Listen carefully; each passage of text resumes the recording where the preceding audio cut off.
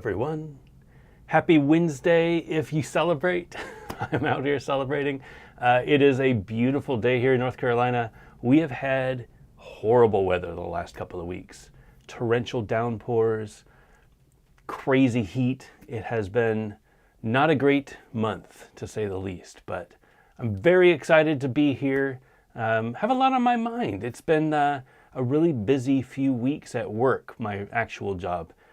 So it's going to be nice to kind of take a break in the middle of the week, let all of the ideas that have been formulating in my head that I haven't been able to really talk about much, get those out of there. A little therapy session for me, and hopefully learn something about the past rollerblading projects, people who invested their money, invested their time into making rollerblading better, and who you could support now if you wanted to continue making rollerblading strong and see a future in aggressive, and you want aggressive skaters to keep thriving and making cool products. Hope everything looks good out here. Looks like everybody is able to join.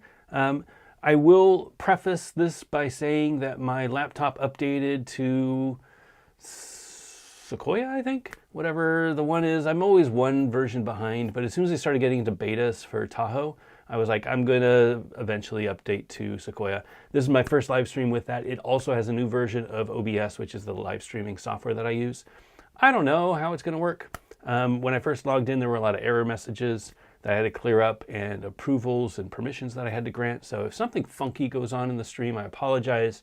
Know that nobody is more frustrated than me. But I am recording this so that I can post it later if something bad does happen to the stream. But talk amongst yourselves.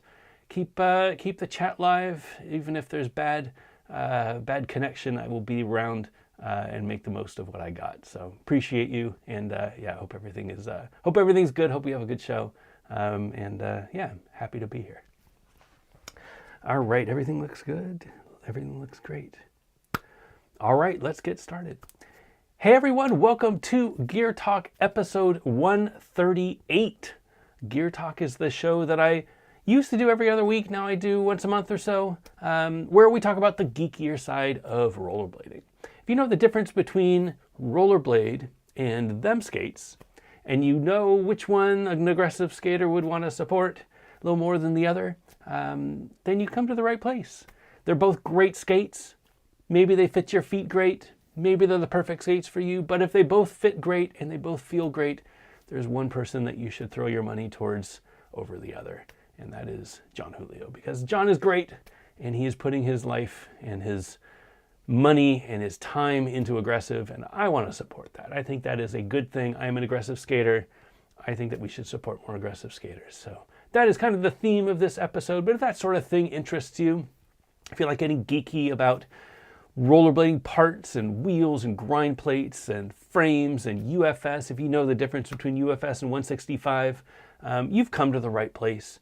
Gear Talk is a show that we do live on YouTube Wednesday nights at 9 p.m. I was going to say every other Wednesday, but it isn't.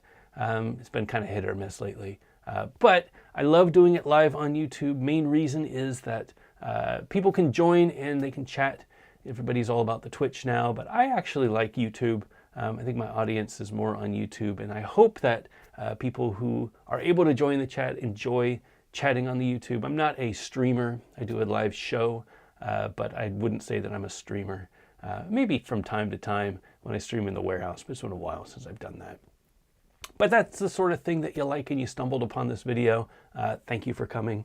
I hope you stick around. If you are able, join us live. We do this on Wednesdays, 9 p.m. Eastern. Follow me on the Instagram or on the Facebook if you want a notice when I do the thing. I usually announce it on Tuesdays, and then if you subscribe to the channel, you'll get a notification, because I usually publish it a couple hours in advance that we're going to do a live stream. I know that the timing is a little difficult for Europe. For me, especially during school time, it is the best time for me because I can wind down family time and move over to skate time. It has been a really great time here at the warehouse.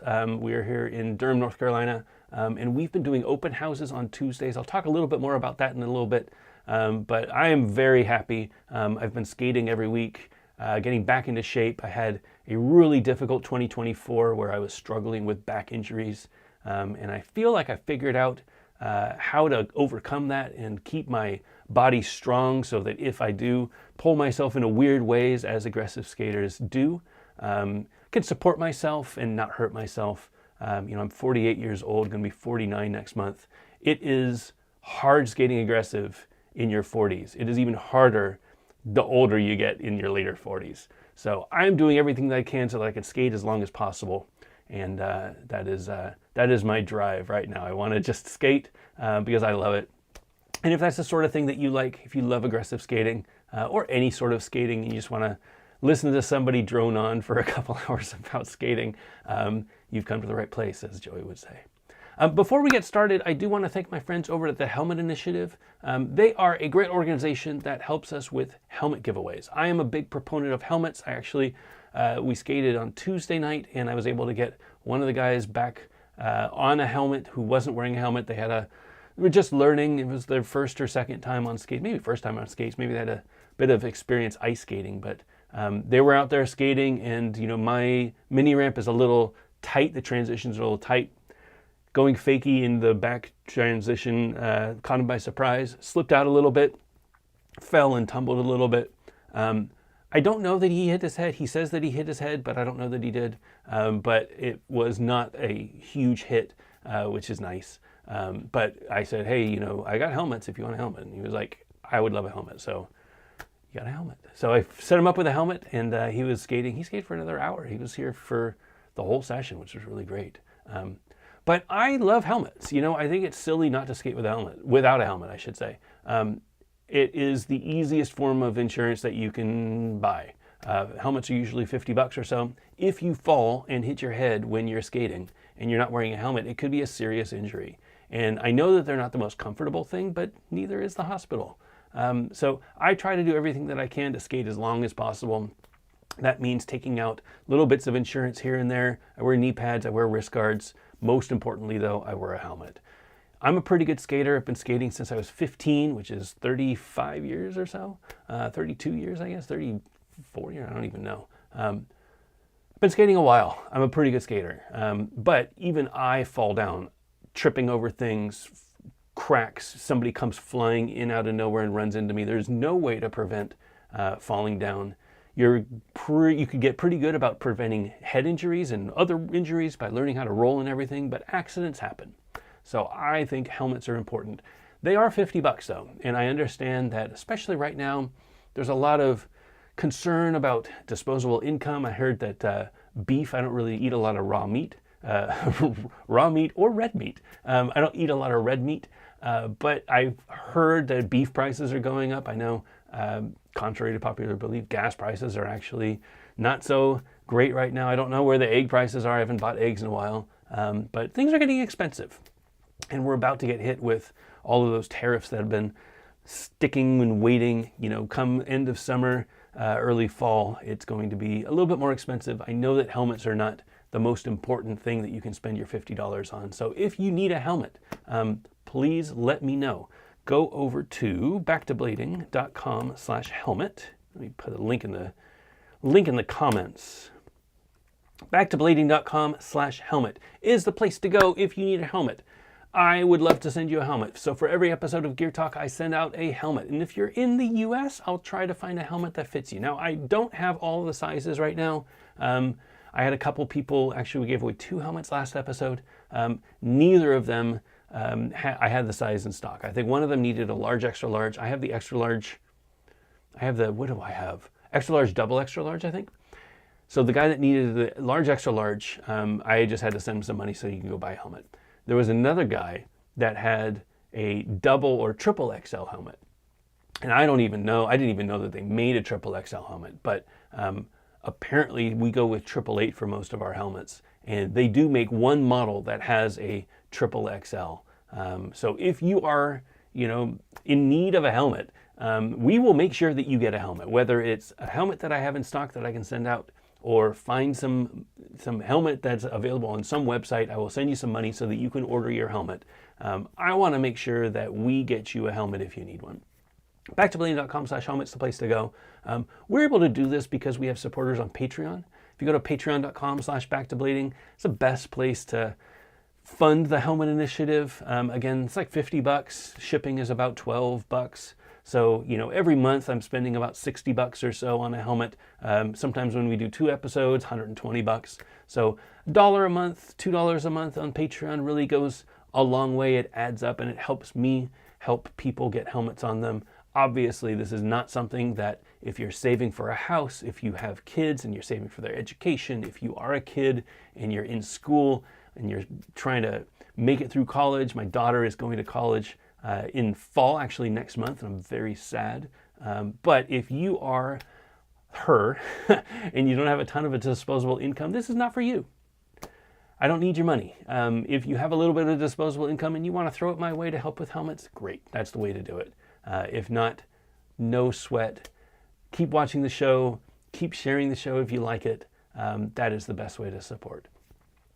Backtoblading.com/helmet. If you are in need of a helmet, I will be giving away a helmet tonight.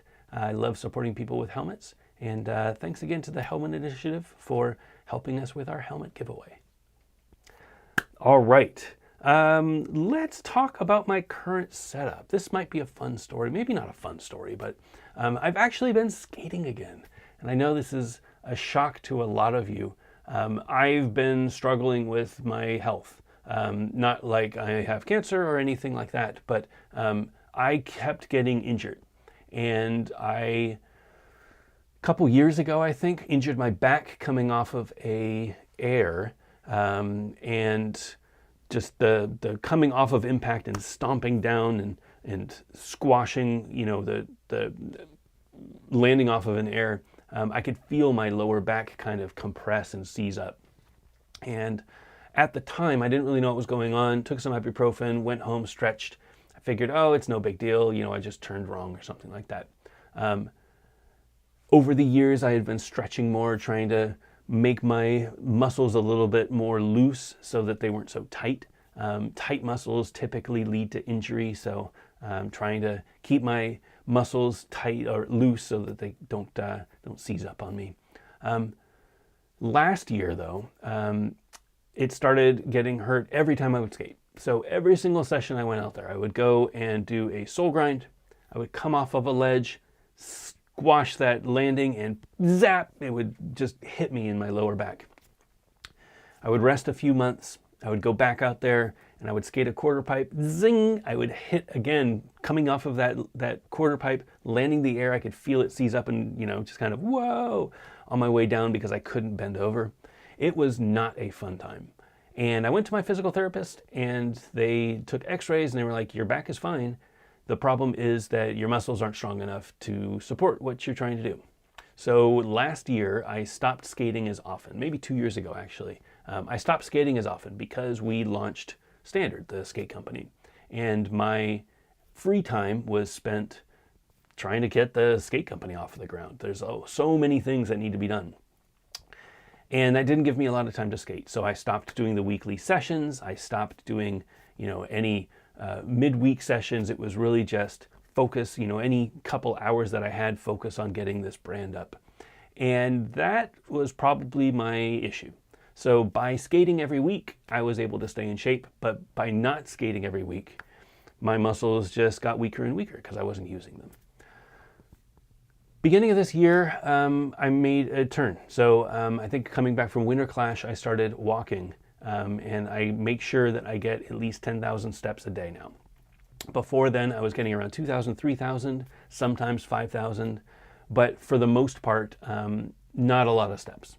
And I've discovered that by walking and supporting my body, instead of just sitting in a chair, which is, where I spend most of my day, I was strengthening that core muscle. Now, there are better ways to strengthen the core muscle. You could do Pilates, you could do yoga, you could do floor exercises. There's tons of ways to strengthen your core muscles. But the bare minimum, without doing anything else, is you go out there and you make sure that you get your steps. So 10,000 steps a day. I am at 150 days plus now that I've done almost every day. Sometimes I miss a day, like if I skate, I usually don't do my steps. I'll call that a bye day. My app allows me to have a skip, and then I have 7-day streaks. So I get one skip day in 7 days, but I've got a streak of 150 plus. So that is a really great motivator for me. I want to keep my streak alive, so I continue to walk and I continue to get my 10,000 steps. In addition, when I am doing my grinds and when I'm doing my airs, I'm thinking about strengthening my core and tightening my core when I land my tricks. So before, if you're jumping, you can feel you tighten up your core so that you can lift your muscles up. But when you land, you don't really think about that. You don't tighten up. You don't compact yourself. You typically think, oh, well, I'm going to land like Frankie Morales, right? I'm going to get as low as I can. I'm going to bend my legs and I'm going to squash down so that my legs become springs. The problem is that's not enough. You need to strengthen that core and enable that core when you land so that you adjust that impact from just your lower back to your whole core area. And that was the unlock for me. And I've been skating every week, every other week. I have not injured my back at all. I am still sore, but it's in different places. So I get sore in my stomach now. I do get sore in my lower back, but I haven't injured my lower back. One of the great things that we have here in North Carolina, especially in the Triangle, Durham, North Carolina, Raleigh, Apex, Cary, Chapel Hill, that area, is that there's an amazing skating community. And I've been very fortunate to be part of it. We have the warehouse here at Balance Distribution. You might have seen in an old video. There's a little mini ramp and there's a little box that I was skating. We've been doing open houses. So every Tuesday night, because weekends have been a little difficult for me. I'm not gonna lie, I've got a lot going on in life. You know, I think I mentioned my daughter is going to college, so that is an adjustment. Not only getting her ready for college, but getting myself ready mentally so that we could let her go. But there are always things happening on the weekends. And I have a full-time job, so I can't really skate during the week. But evenings, I have some time. So Wednesdays, I do Gear Talk. Tuesday nights from 7 to 9, and if you're in the area and you're watching this, please come by. We have been having an open house. And I pull down the grind boxes and we skate the grind boxes in the back for the first hour, and then we put them up, and for the second hour we skate the mini ramp. And I've had at least a handful of people come every week that I've done it. At most, I think we had 10 people at once. At least, I think there were 3 people, including me. So it is a very intimate session. It's a very small space, so it's not like you've got a ton of room. You can't, you know, everybody kind of needs to session the same obstacle. But it is very welcoming, everybody's on their level, everybody's supporting each other. And for me, at my level where I am now, you know, I'm not a great skater. I don't know that I ever was a great skater, but when I was skating every week, I was in really good shape. And I felt like I was a pretty good skater. Definitely have regressed because I haven't skated enough.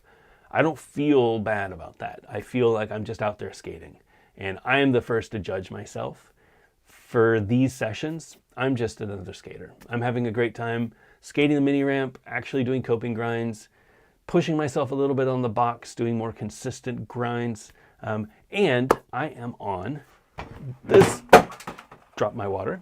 Oh, it's fine. I am on the standard Omnis. And I will tell you why I have this setup. I think I've shared this setup before.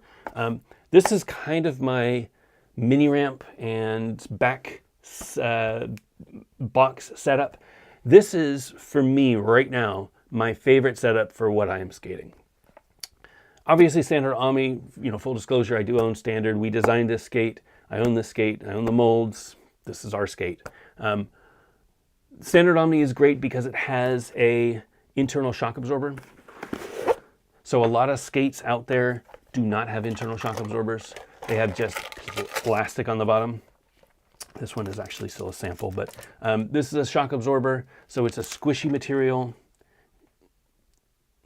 So when you are skating, instead of having plastic in the back of your skate, you land and your heels, instead of hitting plastic, will hit a little bit of a squishy material. These are some new shock absorbers that we're testing. Actually should have them soon. A little bit of an announcement coming up. Not coming up in this one, coming up in the next couple of weeks. but having a shock absorber, a flat boot with a shock absorber, a heel pad in the back, really helps me. So when I'm skating, it feels better when I'm landing grinds, when I'm landing little airs and such, especially coming off of, I mean, I don't do much in the back, but coming off of ledges or something like that, that's where I was hurting myself, and that hasn't happened in a long time. Inside, I am skating the stock standard liners, but I do have the new, not new, but new to me, FP insoles.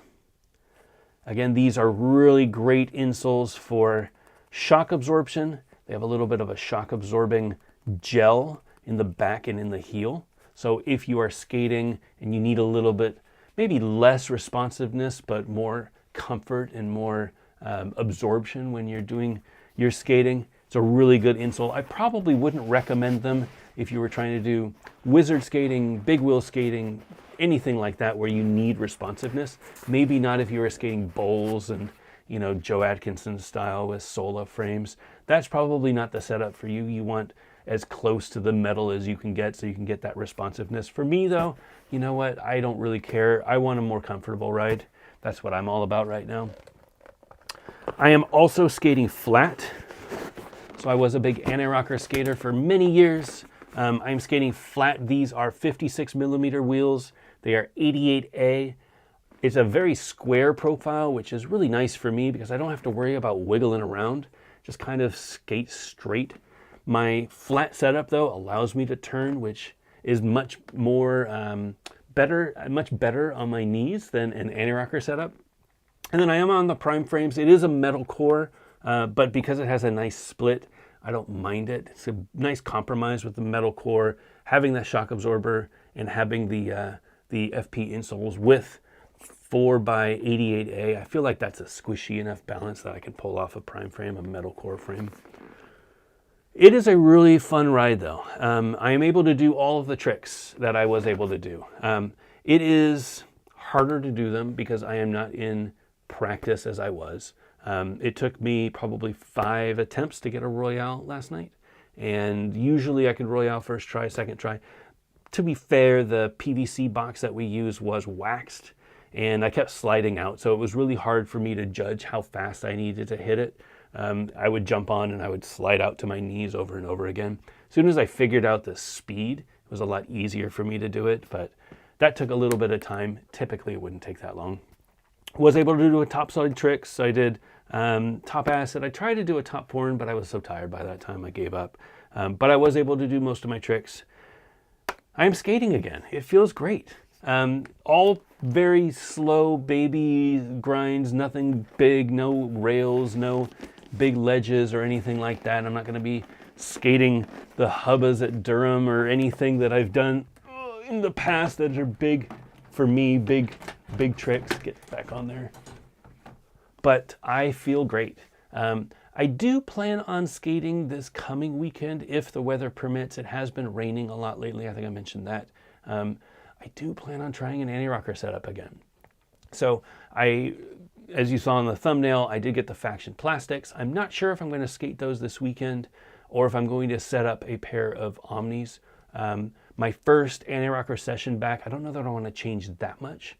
The Faction boot's probably going to be fine for me, but skating Faction boot plus skating anti-rocker, I'd probably rather just stick with the boots that I got and then just change over to an anti-rocker frame. But I want to go to Marsh, and I haven't been to the skated Marsh Creek in a long time. I hurt myself last time I was there, and I feel like that is a fear that I need to overcome. I am in much better shape than I was last time I skated there. I feel like I can do at least most of my grinds there. It is a taller ledge than I'm used to, but maybe if I warm up on the lower ledge and do some grinds and then jump up to the taller ledge, that might be okay. But I want to try. You know, I was very hesitant to skate anti-rocker. I think it will be fine. I'm going to skate 60-88. I feel like I'm going to sneeze. I don't know where my frames are that I set up. I thought they were over here, but they're not. But that is my goal. So I'm going to hopefully skate anti-rocker this weekend. Probably in the same skates. There's the sneeze. I knew it was coming. Apologies. Hope that wasn't too loud. Hopefully we'll skate Antarctica this weekend, weather permitting. Hope to make a video about it. I love making the videos. I don't make the videos as often. They're probably not as entertaining as they used to be because I'm not a very good skater right now. But me getting back out there, I think there's a story to tell, and I hope that people will watch and let me know what you think. Marsh is a great spot, and it's my favorite ledge, so I got to get out there and give it a shot again. Anyway, that's my current setup and my planned setup. Very excited for it. I'm feeling really confident right now. Just want to get out there and skate. I'm excited to skate again. It's been a long time since I've had this feeling. All right, let's see. You want to do some questions? We could do some questions. It's going to be a little bit, but if you wanted to ask any questions, I am always here for you. Make sure that you tag Back to Blading on your question so that I can see it in this stream. If you're watching this in the future, feel free to leave a comment in the video. I read all of my comments and I will thumbs up comments if I read them. If you need a response, do my best to reply. Sometimes it gets a little busy and I run out of time, or I read it at the wrong time, and then when I have time to respond, I forget all about it. But if you do have a question, would love to answer your question. Already a question, great. Thank you so much. And yes, if you are watching this video in the future and you want to leave a comment, please do. If you ask something that I don't know, I will try to find the answer for you. There's always a best way to get a hold of me is always either through the Instagram, or if you go to backtoblading.com, there is a contact us page, or worst case, you can go to balancedisc.com, and that's got a contact page as well. So here to help, but either one of those ways is the best way to get a question. But if you're watching live, love to answer your questions live. There are a couple questions, so I appreciate it. Let's get started on that. Pablos, hey Pablos, how are you? Regarding Compass 90s, looks like the font is a little smaller, or maybe my eyes are getting bad. Pablos, regarding Compass 90s, when all wheels are up or down, how much space is there between the wheels? That is an excellent question. Do I have a set of 90s over here? I do. Now, I don't have my calipers here. I wish I did. I realized that I didn't. But in this setup, so these are the Compass 90s. These are the frames that I designed for kind of cruising around your city. So this is a cruising setup. I love 90 millimeter wheels. Big wheels typically come in 72s or 80s. Sometimes people make 84s, not a very common size, but 80s are probably the most common. 90s, a little bit bigger than that. Then when you start to get to 100s, 110, 125, you usually see them in 3 wheels. 100s you'll see in 4, but that wheelbase is very long. So if you look, this is a size 44, it's a size 10.5 skate. The wheelbase for these 4x90s is already past the heel. So if you're doing crossovers, you need to be mindful that you're not going to clip your wheels when you're doing your crossovers. It's definitely something that I've done with 4x100s. I haven't done it with 4x90s, but I'm always mindful when I'm doing crossovers. The distance, I don't know offhand. What I will say is that if all of the wheels are rockered up or down, the length from 1 to 4 is 275 millimeters. So that is not the shortest wheelbase. It's not the longest wheelbase. I think 273 is probably as short as you can get. Might even be 277 if they're all down. If you rockered this one in, I think we do 275. I think that's the shortest that you can get it. Between each of the wheels, though, I would say there's probably, if they're all in, there's 1 millimeter distance. There's 2 millimeters. You can see that these are rockerable spacers. So these are rockered up, and these are rockered out. You can kind of see that. It's kind of hard to see, but there is a diamond rockered frame spacer in there. So think of a compass for compass. You can go north, you can go south, you can go east, you can go west. That is 1 millimeter in each direction, 2 millimeters from left, east, all the way to west. So if these two were in, we wanted to make sure the wheels in the inside didn't rub. So that would be, what, 92 millimeters between them, I guess, if they were both up. 93 millimeters between them if they were both up. That makes sense because there's 1 millimeter in the middle and then 1 millimeter left and 1 millimeter right. That's right. So then if you add another 90 millimeters plus 2 millimeters, that's about as far apart as they would be. So say 3 millimeters between the wheels, because if they were both rockered in, there would be 1 millimeter. So 3 millimeters between the wheels for each of the 4 wheels. Does that answer your question? Math is hard. But if you think of the wheel base with everything being up, having 2 millimeters plus 1 millimeter for tolerance between each of the wheels, those are the numbers that you would need. And if you have a calculator, if you could draw it out, that would be an easy way to figure out that full base. We did a lot of testing on this, and I'm really, really happy with these frames. They don't sell super well. The Compass 80s sell better because I think 80 is a much more approachable length, especially if you have a smaller foot. You can see this is a size 44. It's a size 10.5 boot, and this frame is barely fitting on there. If you had a medium, if you had a size 42, a size 40, a 538, this frame would just be immense. So we've already kind of cut our market in half by doing a 90 millimeter frame. 80 millimeter frame, the base is 260, which is like 15 millimeters shorter than this. So it's a lot easier for more skates to get along with it. But I love this. I haven't skated this setup in a while. I need to do big wheels again. But I absolutely love these frames. They're so responsive. The internal arch system, really, really proud of that. It's super beefy.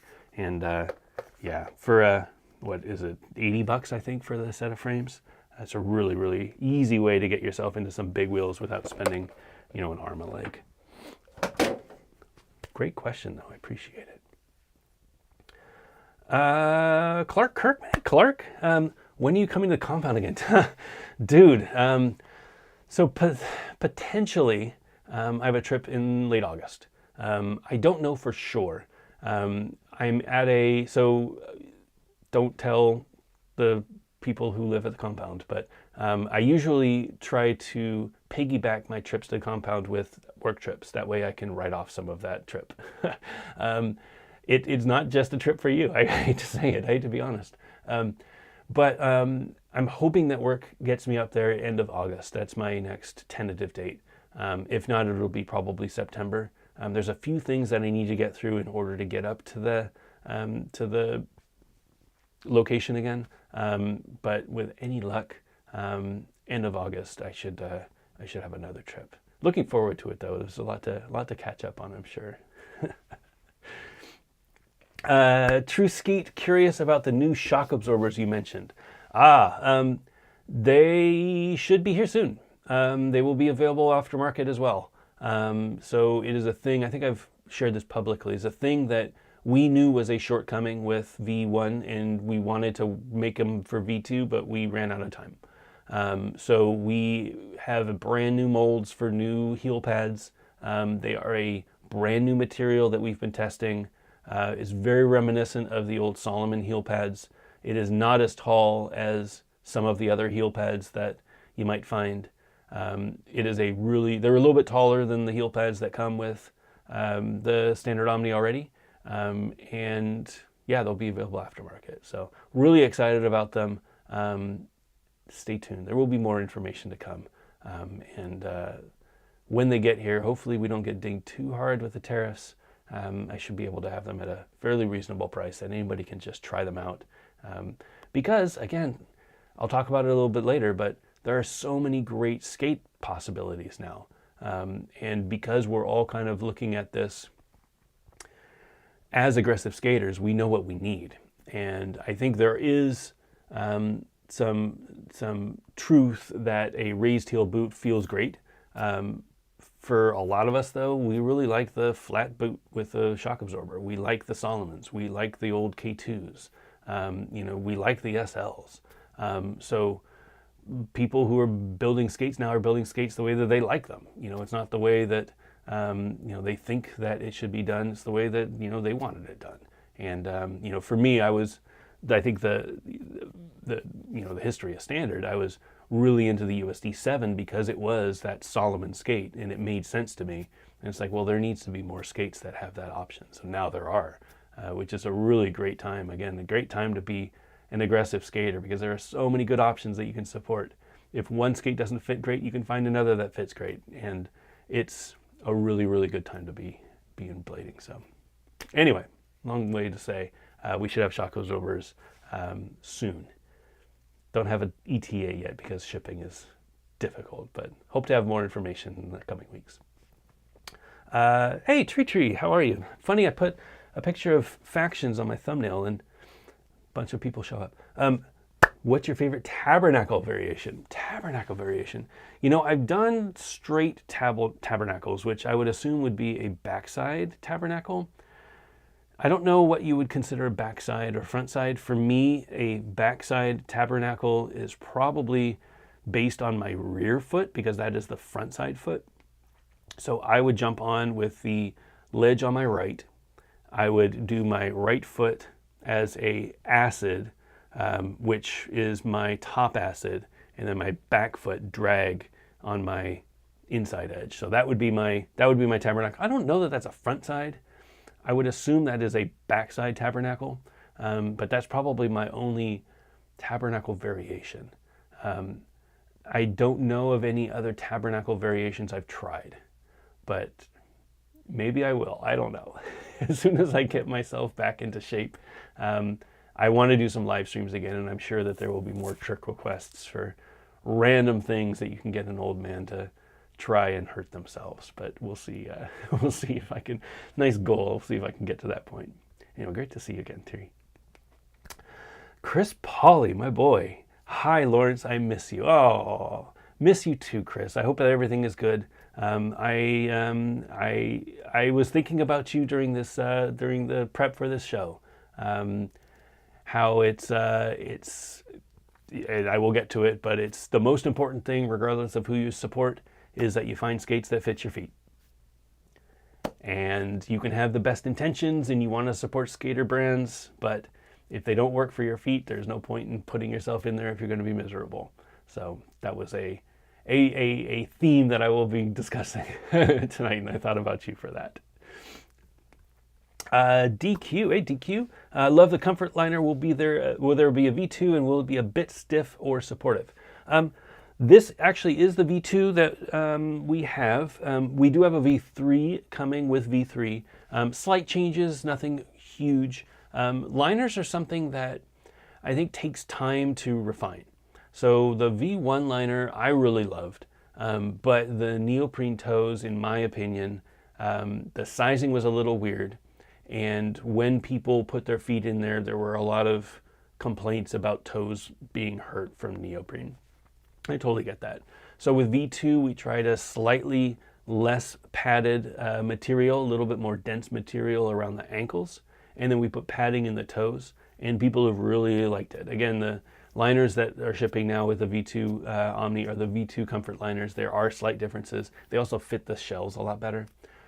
We do have some improvements coming in V3, but it's not going to be groundbreaking. I will share that the V3 release is not going to be a huge groundbreaking changes, a lot of cleanup. So little things that we've learned over the years that we could do better. Shock absorber was a perfect example of them. How can we refine V2 and make it even better release? So that's what we're kind of focusing on for V3. We do have V4 and V5 though in the queue that we're working on, and new liners, improved liners are on the list. It's another one of the things that we really want to do. Again, it's our first skate, and it's the second release. So by getting more people out there, getting more feedback, we are listening and we're trying to make the best skate for everybody. It might not work for everybody, but we can only improve by listening to people's feedback.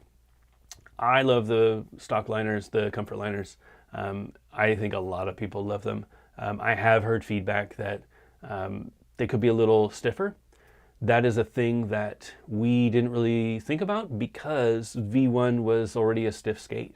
So now that we have a skate that flexes, people are saying, oh, well, this is a great boot, but now the liner is a little too flexy. And it's like, okay, let's figure out if we can make that a little better. So baby steps, we're getting there. But yeah, I appreciate the support, and yeah, keep the feedback coming. It is being listened to, and we are actually taking that in and making improvements to the skate with every release. Mr. Darren 25, when you designed the standard soles, did you expect them to fit on other flat boot skates so well? Well, first, good to see you, Darren. No, actually, our first sole plate, so a little history. Our first sole plates looked very similar to the USD carbon sole plates, not the USD 7 sole plates, but the USD carbon sole plates. So they were a very flat, what I would typically call a lunch tray style. So they didn't cover the boot at all. It was a very universal design. And the goal was, well, because coming from frames, I wanted to have more of a standardized mounting standard.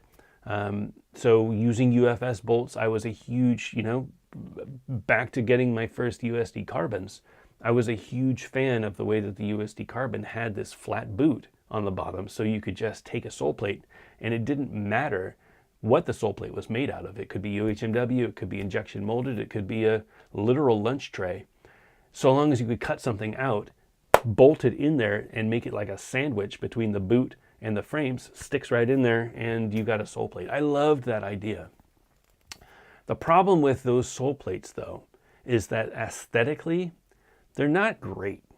They kind of just look like this thing that you've slapped on. And I haven't seen, with design, and I do a lot of design for my regular job, with design, I'm very hesitant to say it's not possible, but I haven't seen a really good example of what a universal style sole plate could look like that looks good on all skates, that fits well on all skates.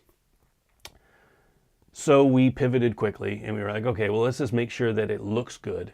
And that's where, the design, do I have a pair? Oh, I have my browns, I don't want to reach them. Oh, I could grab this one. Here, these are the black ones. That's where the design came in, where, it kind of loops in at the front, loops in the back. It looks very minimal. So you are definitely riding with a sole plate, but it doesn't look like this big chunk that's coming off of the side. And I wanted to make sure that it didn't look like a chunk, that it was very minimal, that when you look down, you couldn't see your sole plate. That was important to me. But we didn't want to go super thin, like, an old Majestic 12 where there wasn't much of a sole plate. It still needed to be a beefy sole plate, but it needed to flow with the boot. However, when they started coming out and I started seeing people put them on, probably the Gods were some of the first ones, the Icons were some of the first ones, I realized quickly that, hey, we've made a really nice sole plate, and it just so happens that it works really well on other skates. So it is a thicker sole plate than a lot of sole plates out there. If you look at the USD carbons, can I reach my carbons? I cannot. Where are they? Oh, they're way over here. So actually, these were the sole plates that I was inspired by initially. And this was the initial design of the standard Omni sole plate, was based around this. But you can see, even when it's fitting on, it just kind of looks like an afterthought, right? So there's no continuity. Even this groove, it just kind of comes up, but it barely fits onto this boot. It's just a very weird design. I don't want to, speak poorly on this, but I don't like that look. And if you look at the bottom of it, it's very thin. So this sole plate is, I don't know, 4 millimeters thick at the thickest mount area, which again is fine. It does the job, and it is a carbon boot. So if you're just putting your frames on using UFS, it's not a big deal. Our sole plate for the standard Omni is thicker. When you use the UFS bolts and go straight through your frame, through the sole plate into your boots, that thickness of the sole plate really adds a little bit of support to that boot. The carbon on the USD carbon, is not as thick as the carbon on a Seba CJ. It is much thinner, and that means that there is a little bit of flex. You can't really skate the USD carbons with no sole plates. You have to have a sole plate. So the USD or the standard Omni sole plates being a little bit thicker actually adds a little bit of support to that. But that was never part of the design. We chalked up the sole plate to just our skate, after my first drawings, and the team was like, no, like, let's make it look good for us. You don't have to worry about selling additional sole plates. And I thought that was the right call. But I do hope that in the future we can make a sole plate that works better on all skates. I don't know that it's possible, to be honest, to make a sole plate that looks good on every skate, that fits every skate, until we have some sort of a sole plate standard. But even then, like the contours of the boot, it's kind of hit or miss. Every skate in the same size, even if it fits exactly the same, it's going to be a little bit different because we all have a little bit of a slightly different silhouette, different raised areas. That's what makes skates unique, and that's what's so exciting about having different brands out there. Otherwise, they would all look exactly the same. A great question. I don't think I've ever talked about that. Very interesting. Comair. Why aren't they 2mm rockered? Is that probably asking about the Compass 90s? They can be 2mm rockered. So if you wanted, you could rocker these 2mm. The up for these and then down for these, that would be 2mm. So it's 1mm between each position. So if you rockered the first and the back wheel up and the middle two wheels down, it would be a 2mm rocker, what traditionally you would call like a banana rocker.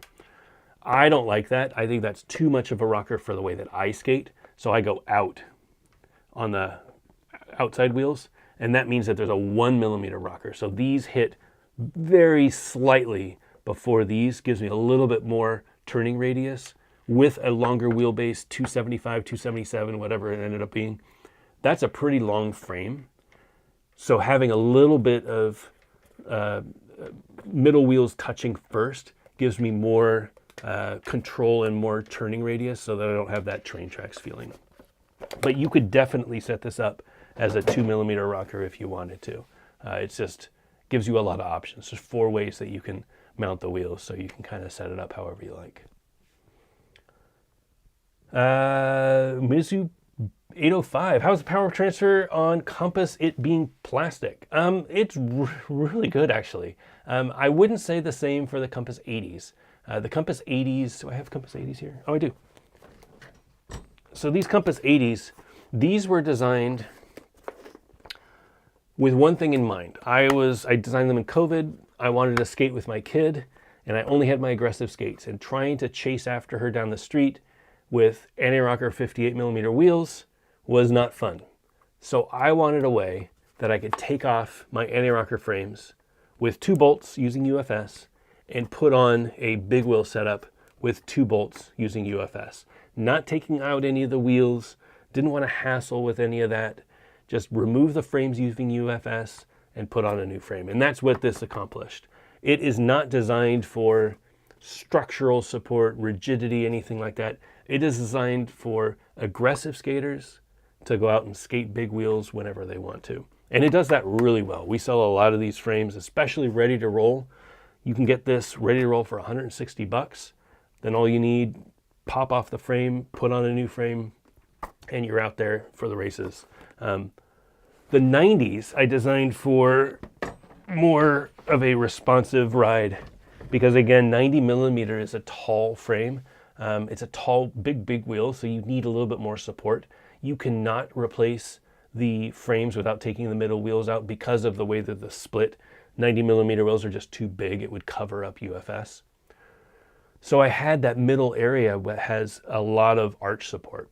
The frames are also a little bit thicker. So typically frames, the inner channel is 28mm, I think. So 24mm for the wheels. So a wheel is, 24mm wide because bearings are 7mm, 7mm, and then there's a 10mm spacer on the inside, so 24mm. And you want about 2mm on both sides so that you don't rub on the wall. So what is that, 20, I can't do math, but 24 plus 28 total, I guess, on the inside. Is that right? That sounds right.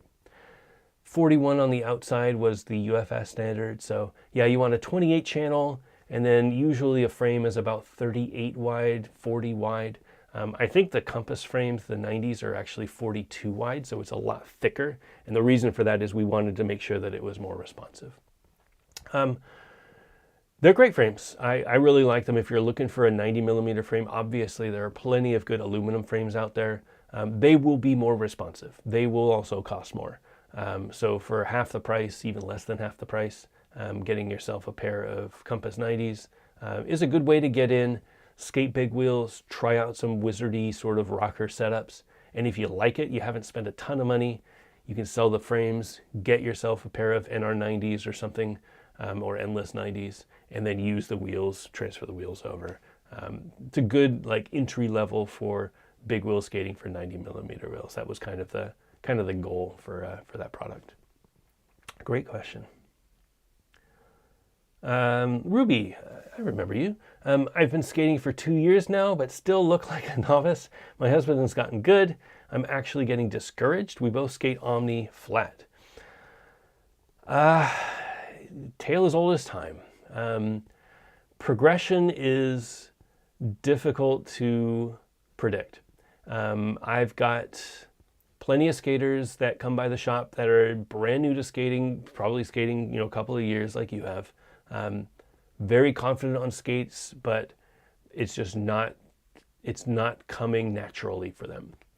We have a skater on the Back to Bleeding Slack that we talk with who gets very frustrated that they skate often and they try really hard. Like they're very passionate about it. I mean, they go to a Slack just to talk about blading. And they're frustrated that they don't progress as quickly as the others. There's a lot of reasons for it. I don't know that there's an answer though. Skating more often is always the key to improvement. You start figuring things out, repetition is always key. I hate to jump into therapy mode, but comparing yourself to others on their progression isn't really fair to you. Everybody's different. Your body's different. Your muscles are different. Your willingness to hurt yourself is different. Your fear factor and pain threshold is different. So I would always judge every session as if you had fun. I think that not to get on my soapbox, but that's kind of what this show is about. I think there's a lot of pressure on people to progress. When I started skating, there were only 3 grinds. There was a sole grind, there was a front side, and there was a back side. And once you nailed those 3 grinds, all that you did was you did those 3 grinds all day. And it was so much fun.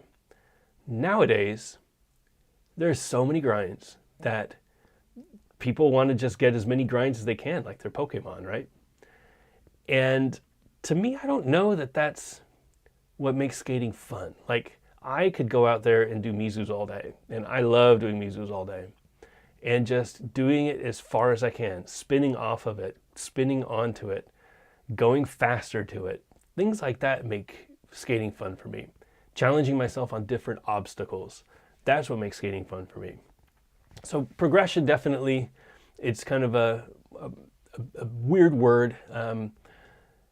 I would strongly suggest going out there and every session, I have my 3 goals with my channel when I do my videos, and I would suggest that you do the same, even if it's just one goal.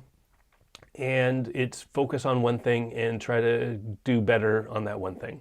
If that one thing is, I want to soul grind, find yourself a ledge and do as many soul grinds as you can. And every soul grind, try to get a little bit further and skate a little bit faster and try to come off with a spin. Look at that soul grind as a progression. If it's just for skating, learn edges, learn skating backwards better, learn carving, turning both ways. Like all of these fundamental things, progression doesn't have to be, it's not like there's with figure skating, there's levels that you have to get to. And if you get to level 2, you have to be able to do the following, tricks, right? Movements or whatever. There's nothing like that in rollerblading. It is go out there and have fun. And here are a bunch of tricks that have been defined. These are what they look like. This is when you're doing it correctly. And it's a guide. And it's like, no trick gets you more points. And even if it did, points don't matter. Like, you're out there to have fun, you know? But seriously, I mean, I think end of the day, going out there and having fun skating must be amazing, especially with your husband. I have skated with my wife, and unfortunately she fell on her knee, and that sucked. So she kind of stopped. But when I go out and skate with my kids, it is a great feeling. I think people get different things out of skating. You look for that fun that you get out of skating. If that means, I don't want to break up any marriages, if that means finding somebody else to skate with, that you can progress with, that is, you know, maybe there's a lot of female bladers that are in our community, they squad up and they go out there and skate together. And the energy that the female skaters bring to a session, very different than the energy that a male skater brings to the session. They are so supportive of each other. And I'm not saying that every girl is supportive and every guy isn't supportive, but at least in our community, that is a very positive session when I'm, how do I say this without sounding weird? Not peeping on them or anything like that. When I'm invited to that session, I'll say, it is great. So maybe, again, not trying to break up any marriages, maybe it is a good idea to find other people that you can skate with as well and go to those sessions. I would highly recommend finding a women's group, that bunch of girls that go out and skate and just have a good time. Even if they're quad skaters, just go out there and have a good time. It is a very different energy. End of the day, I would assume that you're out there skating for you, and that doesn't really matter what other people do, but it's hard to not compare yourself to, you know, people who have started skating at the same time. I definitely feel that. I grew up with pro skaters. I grew up with Jason Marshall and John Julio. And when I was out there skating, I felt like I was really good. And then I would watch them skate and I'm like, well, I'm not really good, I guess. So it all just depends on who you are skating with. I would probably just go out there and try to change that perspective a little bit. Go out there and skate with other people, and you know, find somebody who kind of matches your energy, so that you can progress at your level and have more fun skating. Good luck. Message me anytime if you need some advice. And I'm sorry if I damaged any marriages or anything like that. All right. I think I've done enough trouble. Oh, a message from Jeff. Jeff Metz, our favorite helmet provider. Congratulations on the great event this weekend. I'm sorry that I wasn't able to make it out there. Also sorry that Luke didn't win. I don't know how my check must have got lost in the mail, but you know, he got best trick. That's all right. But yeah, great event. Thank you, Jeff, for the helmets. Again, if you need a helmet, backtoblading.com/helmet. I'll put the link in the show notes again. Sorry, not in the show notes, in the chat. Backtoblading.com/helmet. If you need a helmet, I'm more than happy to send out helmets. Let me know if you need a helmet. Now we have two. So 2 helmets for this show, thanks to Jeff Metz and the whole Metz Foundation. All right, let's see what I can do. It is actually a really good time. It's 7 o'clock. So, and the stream is kind of holding up pretty well, so that's not bad. This might get a little weird, a little rambly, but I wanted to talk a little bit about skater-made products.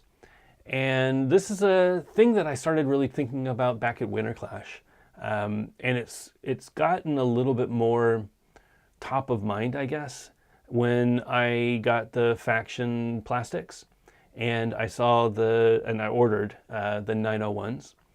And I realized that we are at a very special time in aggressive skating where people who grew up skating aggressive are now old enough and wise enough or foolish enough to reinvest in the sport that they love and make things that skaters can use to skate.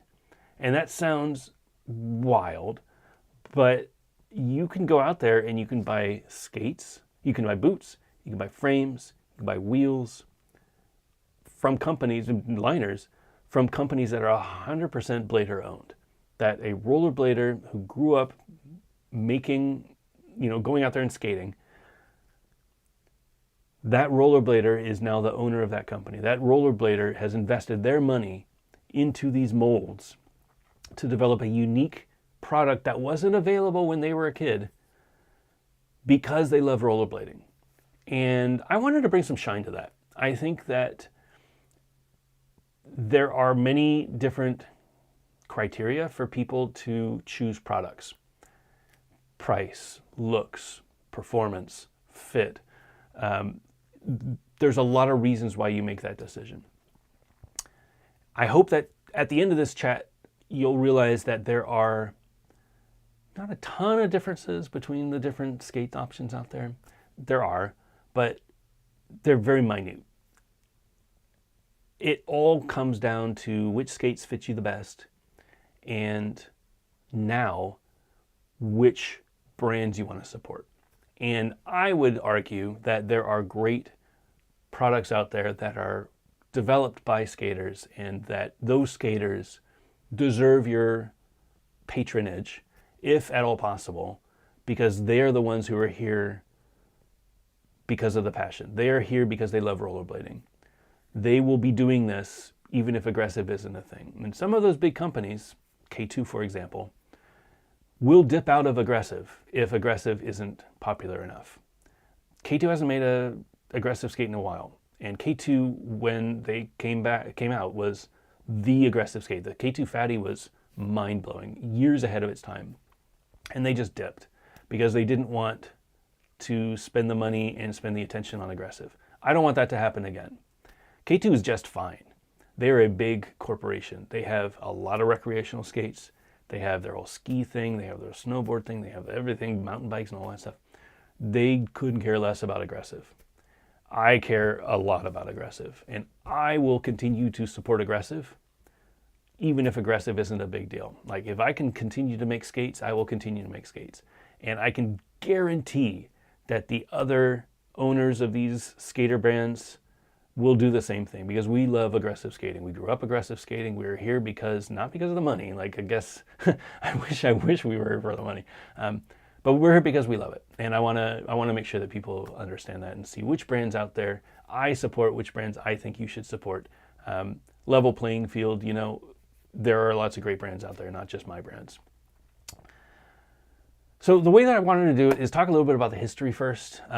I want to preface this, and again, just disclose, first of all, I do own a few companies. I do directly profit from sales of 50/50 Standard, Chroma, Compass, and even Mushroom Blading as a distributor of the wheels.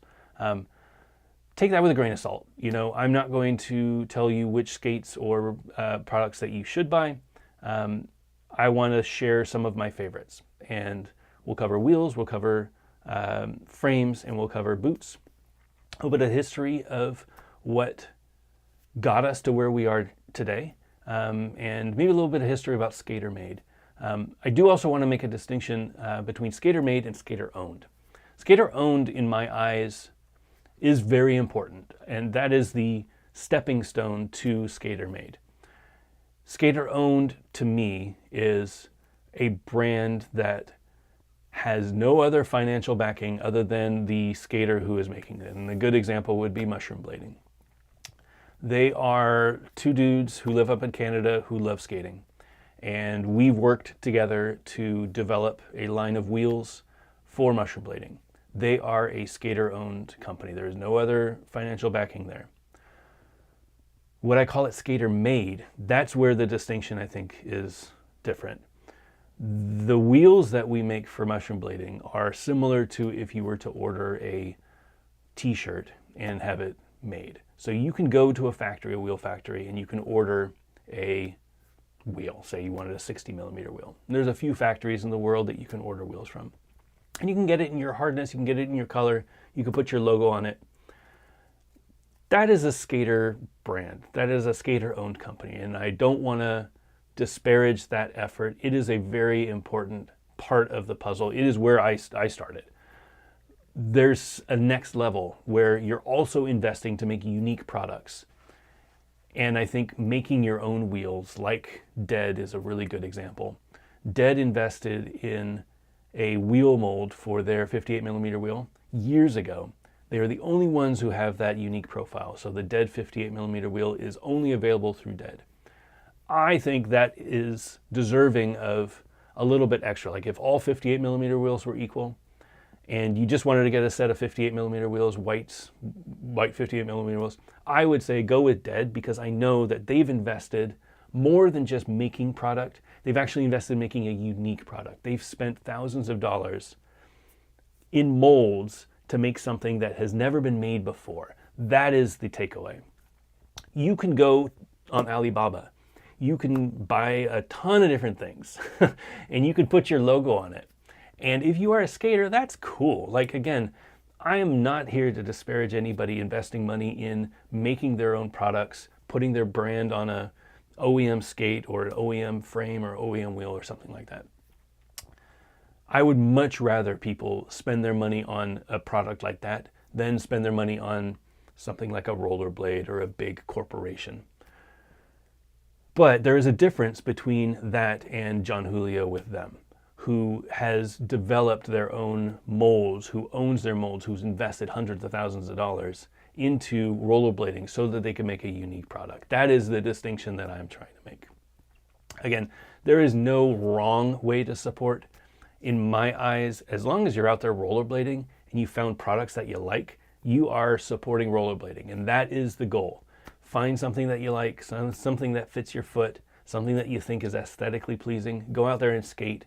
By skating, you will bring more people into rollerblading, and that helps everybody. It helps the corporations, the skater-owned brands, and the skater-made brands. Those are all super important, and that is, for the most part, what anybody should be setting their eyes on. They should go out there and skate as much as possible. Show your love for skating, because people at the skate park, we had a skateboarder come by who saw some skaters at the skate park, came by last night at the open house and bought a pair of Omnis, hung out and skated all night, and is now like looking at the sessions on the Instagram and meeting up and going out there and skating.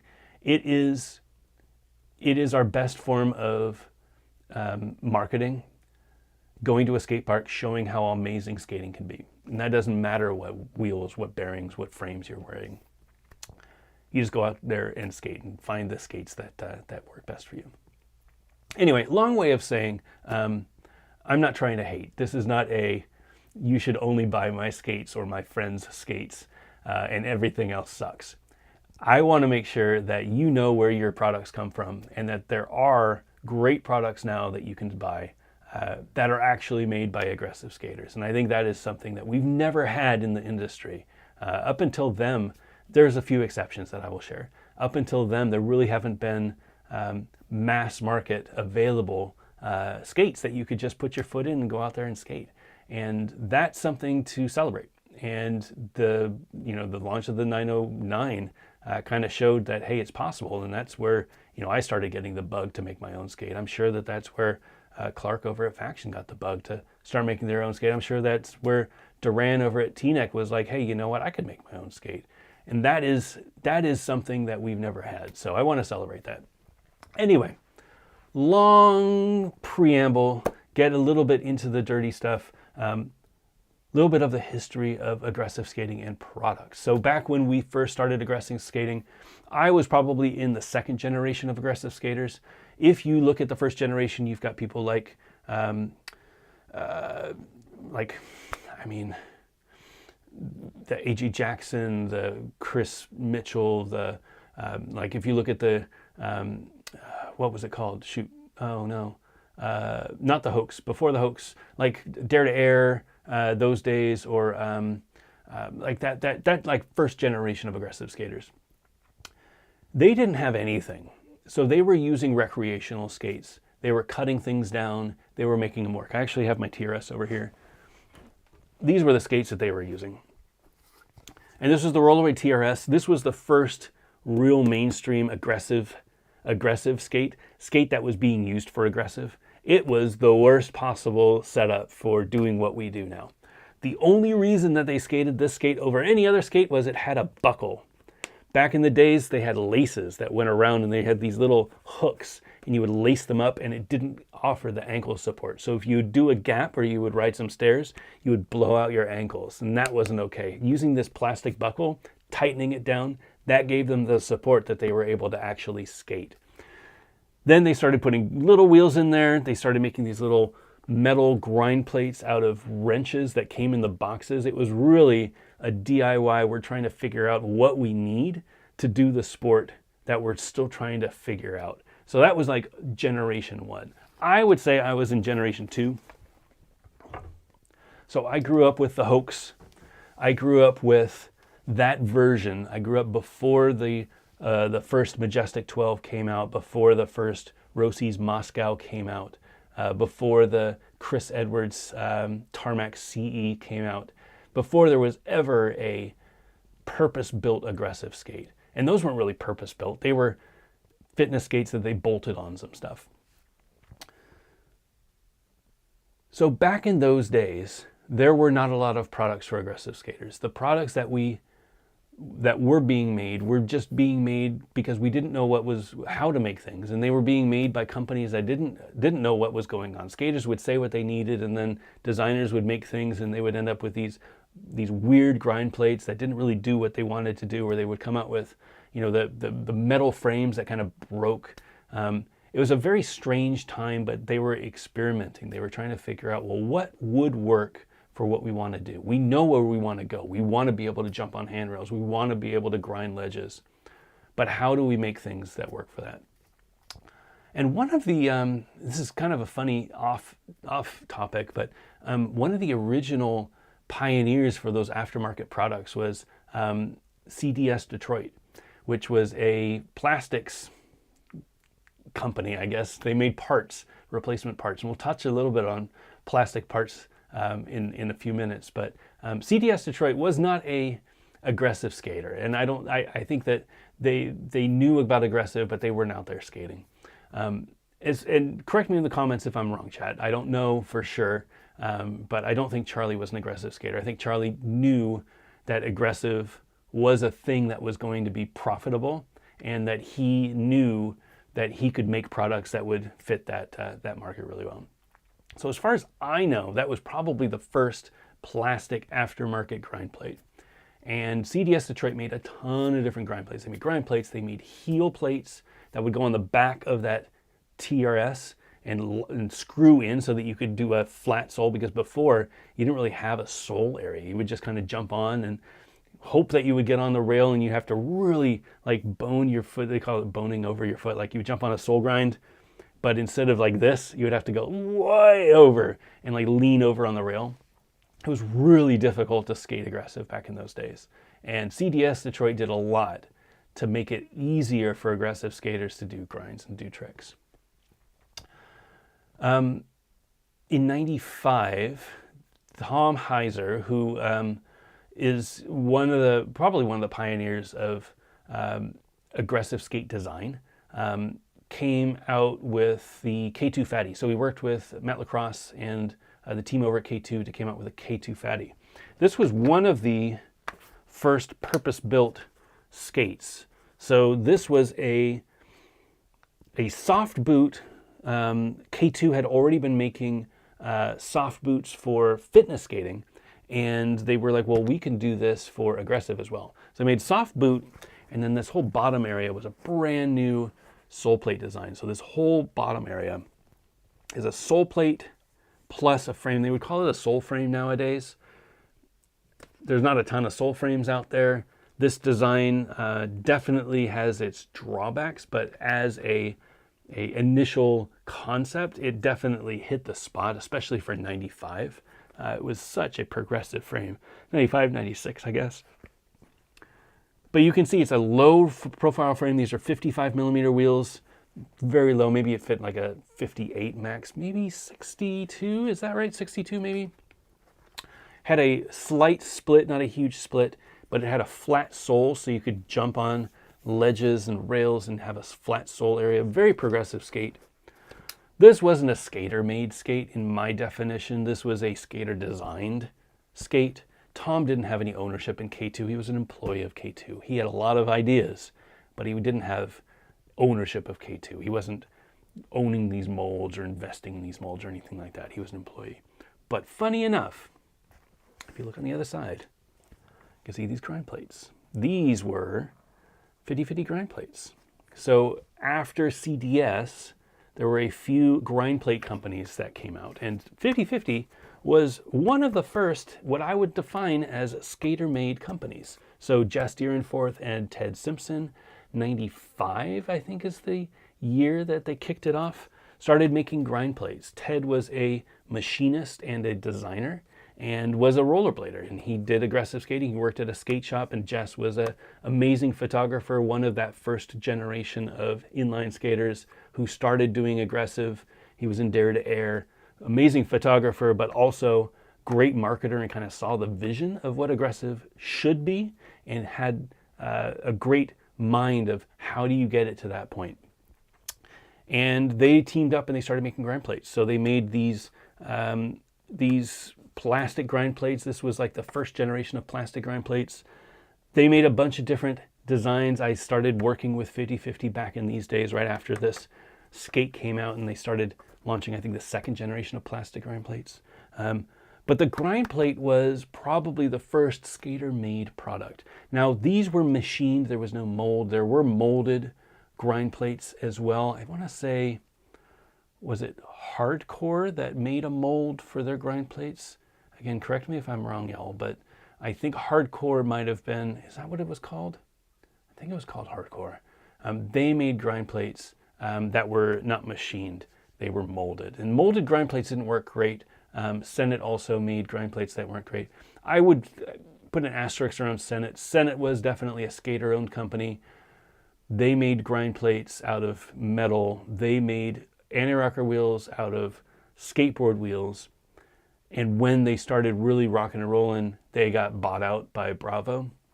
And that's when they exploded. And they started making all sorts of wheels, all sorts of frames, all sorts of clothing and backpacks and combs and you name it. So Senate is in its own little bucket. I would never consider them, aside from their first few products, a skater-made company. They were definitely a skater-owned company for a while, but they owned very little of Senate. The Senate that you know, they were mostly employees, which is kind of sad when you think about it, because they've spent so much time and energy and invested so much of their life into growing Senate. And I don't know that they got out what they should have, but you know, the 90s were a crazy time. Anyway, grind plates. Over the years, grind plates and machined parts have been kind of the easiest way for a skater-made product to get made. If you look at contemporary examples, we make at 50/50 these anti-rocker wheels. They're made out of UHMW. These are actually, so we designed these. There's a bunch of them out there. There's ones from Moonshine is another brand. There's Slicks in the UK. I'm sure there are other brands that I don't know about. Very similar design and concept. It's not groundbreaking or anything like that. But funny enough, these are not only machined out of material, but they're machined by a rollerblader. So Mark Vanderboe up in Michigan makes all of our wheels. So he is a rollerblader. He was one of the owners with Al DeLega, who might be in the chat, might not, but I haven't seen any Gear Talk squawking. He and Al DeLega created a company back in the 2000s called Knight, which made a ton of different little fix-it parts. So little wings, little replacement sole plates, little H-blocks, you name it. If it could be made out of UHMW, kind of the spiritual successor of CDS Detroit, definitely a skater-made company. And I love that sort of thing. We had a brand at 50/50 called Solutions that had similar products where you would look at skates, because buying skates is expensive. You know, each size of a skate is $20K or so for a mold. And that's just the shell, the cuff, the sole plate. If you want to do a full size run, you're looking at, you know, 6 figures easy. We don't have that sort of money. So getting your design made out of UHMW takes a lot of time to design it, but then you can kind of go with whatever. If you have access to machines, you know, a CNC machine, or if you might have one at home, or you work at a shop that, you know, you could steal some hours to run your stuff, you can make products for rollerblading that are unique, that I would, again, consider a skater-made product. You are bringing something unique to the market. You're not just putting your logo on something that's out there. You're actually making new products. I absolutely love that. And again, nowadays, Knight isn't around anymore, but Slicks makes stuff, sole plates for Aeons. I know Moonshine makes their anti-rocker wheels. I don't know what other machined products they make, but they make wheels as well. There are brands out there, I'm sure, that I'm forgetting. And I'm not trying to name all the brands, but top of my head, there are brands out there that make stuff aftermarket that are designed for skating that, they just had an idea and they made it, which I absolutely love. So, that was kind of the kickoff. There were a bunch of grind plate companies at that time. After grind plate companies, we started pivoting to frames. And again, 50/50 was probably the pioneer there. Back in those days, there were no real replacement frames. There were definitely no aftermarket frames. Senate, as I mentioned before, came in and, kind of blew everybody out with, what did I say beforehand? They were frames that were designed by people who didn't know how to skate. And again, maybe Arlo and Brooke designed these frames. I honestly don't know. But you could tell that they were not designed with a focus on grooves and chamfers and flat soles and things like that. They were just designed as this is a frame. And they came out with so many different colors. They came out with a 30 mil frames, which were unique wheels that were wider. They really just flooded the market with all these different frames. And it turns out they kind of sucked. Nobody liked those frames. Nobody skated those frames. Everybody skated the 50/50 frames. These are the frames that 50/50 came out with. And this was, again, Jess and Ted investing their time, their money into molds so that they could make a frame that was kind of the successor of the grind plate. They knew that the grind plate was short-lived. There were so many people out there making grind plates. How could you take over that whole bottom of a skate? And they started making these frames. And they sold a bunch of frames. This is when I started being part of 50/50, probably 97, 98. Bunch of different frames, different colors and everything like that. When Matthias Knoll over at Powerslide started USD, he said, hey, I want to make a skate that has your frames stock. He also had Senate frames stock. And we were like, great. So instead of, again, USD making their own molds, they found a mold out there that was, turned out to be the USD throne. They found a mold out there, made a sole plate, made a mounting area, and they were able to create a skate using parts from different companies. So instead of investing a ton of money into their own skates, because again, skate molds are super expensive, they could make a unique offering by combining different products and then making a mold that fit their skate perfectly. So these were very popular, but the writing was on the wall. When Salomon came into the market, they started kicking people out of the old style, and they were like, hey, you know what? We should standardize this stuff. Salomon came with so many great ideas. Probably the biggest was the skate should be flat, and we should have an internal shock absorber instead of requiring people to have a raised heel in the boot. Let's have the boot flat, and then put the shock absorber in the back in your heel pad. That would provide the raised heel. That would also give you some shock absorbent, and it would be easier for people because, again, the K2 Fatty proved that what we need is we need a flat sole area. How best to do that than to also have a flat frame? So this frame would not fit on something like this because you can see the space up top. How's that going to work? It was designed for a skate that has a raised heel like this old TRS. So you can look at that and you can see how it would mount perfectly. That's what it was designed for. But times have changed, and Salomon, with their money and their influence and their legitimately great design, said, well, we'll figure out a way to mount the frames. We will patent the design so that you can use it, and let's get UFS started. So UFS started. I don't have one of the original. I should have bought one. But Fitty Fitty was one of the first UFS frames. Kaiser was an original UFS frame. I actually had a Kaiser frame over there too. I should have gotten that. But UFS being, what's a good UFS frame to share? I guess I'll share. So this is a recent Fitty Fitty frame that I have. So if you compare this older Fitty Fitty frame before UFS to the newer one, you can see UFS is a kind of similar mounting standard. You see there's 2 holes, one in the back, one in the front.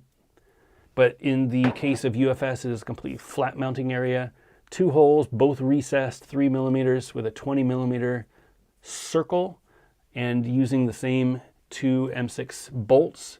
So when you are riding a UFS boot, you can pull off the frame and you can put on another frame with no hassle. It opened up the aftermarket frame market. So instead of just 50/50, who required you to have sole plates and drill out your rivets of your old Majestic 12s and buy a $150 sole plate kit, instead of doing all of that, you could just swap out the frames. You could get a Solomon Skate and ST9, swap out your, or the Aaron Feinberg, I guess, swap out your frames and put on whatever frames you wanted.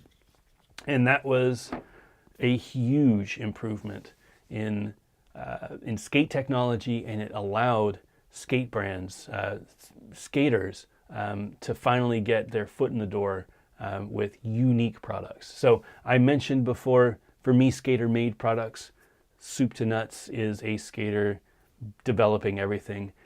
Grind plates were easier because you didn't need to invest a ton of money into a mold. Frames were more difficult, you know, frame molds, 10, 20 grand, something like that. Depends on where you get the molds from, but you know, say 10, 15 grand, I guess. Back in those days, probably more expensive. I don't remember. I don't want to remember because it was a lot of money, but even if it wasn't more expensive, inflation, you know, early 2000s, that's a ton of money now. But there were a few aftermarket frame companies back there, which was amazing, even in the beginning of UFS, 2001-ish or so. So I mentioned Fitty Fitty was out there. You know, it was just skaters investing money into molds to make the unique skates. There were a few different offerings back then. One of my favorite skater-made companies from back in the day is Able. So these are the Able frames. Again, it's a UFS frame by my friend Ezekiel Anderson. He, again, invested his money to make these frames, made a mold so that he could get them injection molded, designed them the way that he wanted a frame to be designed, and was able to actually create an aftermarket frame that was made by a skater who grew up skating. And that's the sort of thing that I love. You know, the barrier to entry got a lot cheaper. Instead of having to buy a complete line of molds for your skates, now you had an opening so that you could make your own products without spending a ton of money. Now, granted, you know, 10, 15 grand is a ton of money.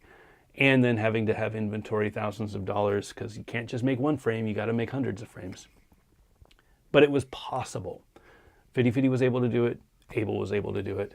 There were a few other companies back in those days. I mentioned Tom Heiser back when we discussed the K2 Fatty. At this time, I don't know where he was. I don't know if he was still at K2 or if he left. And this might be a gray area for the skater-made companies, but I would still give it credit. Came out with Physics. So Physics was another skater-made frame. Brand new mold that Tom, you know, designed. He worked with a guy named Keith who had a patent on technology that allowed for suspension inside frames. So if you look on the inside of this frame, you see there's these little arms. You can see on the bottom, there's this little bushing. Kind of hard to see because of this shade, but this little bushing. So as you skated, the impact would push up these arms and it would squish into the bushing, giving you a bit of suspension. That was a really interesting concept. He didn't have to invest hundreds of thousands of dollars to make his own skates to do that. He invested tens of thousands of dollars in making a frame that would then hook on to any of the UFS boots that were out there. At the time, there were a bunch of skater-owned, skater-adjacent companies that were making frames. I think Ground Control might be the first one that comes to mind. It was a partnership with Razors, but John Elliott and Brian Shima were kind of the main marketing people in front of it. I don't know if they had any ownership in the brand or if they were just paid for it. I don't know what that relationship was, but I think it's worth giving them credit for that. I also would 100% give credit to Matthias for all of the brands that he's developed. Kaiser being the first UFS frame, still going strong. Matthias is an amazing dude, not an aggressive skater, but a skater. There is a great documentary on YouTube about Matthias that I don't know if Powerslide put it together or if they just helped produce it. That I learned a ton about him. He's been in the game for 30 plus years. And he was a speed skater who saw that he could go and make his own skates. Very similar to what we would do as aggressive skaters, make their own skates. And he made them, but for speed skating. He'd make his own wheels, make his own stuff like that. He would go to China and go to factories and find where they were being made and just figured it out. He then saw that aggressive was a big market and worked with the USD team and Shane Coburn and Arlo on developing USD. So again, I wouldn't call it a skater-made company, but he's definitely a skater, and have a lot of respect for Powerslide and all of the brands that he works with. What else? So those are frames, and it goes on to today. So probably the most famous skater-made company still making frames, Crate Originals. I think they started in 2003. I might be wrong with that. But they've been making frames for a while. They have two frames out, the OG frame and the suspension frames. I think the suspension frames are selling now. I'm not really sure. It was a pretty big swing. Again, suspension is a really tricky one. Even the physics frames that I showed, these frames looked amazing. They had so many breakages because whenever you introduce moving parts into a frame, you've got parts that could break. And unfortunately, with physics, these arms started breaking, especially if you were a bigger dude coming off of a gap. It couldn't quite hold up to that pressure. That's just the way that suspension works sometimes. Less moving parts means less parts to break.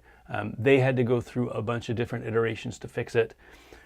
The OG frames, I think, are probably the most popular anti-rocker frame out there. I say anti-rocker frame because I wouldn't consider these a flat frame, but there are plenty of great skaters out there that skate them flat. As a skater-made frame, I mean, it is a skater that owns the brands, owns the mold, developed the molds, developed the frames, sell the frames. It's exactly what I want. So if you are looking at frames now, Crate Original is definitely one that you should support. If all things are equal, if you like a few different frames, definitely would lean a little bit more towards Create because they are skaters, they skate. And I think that's the sort of thing that we should be supporting.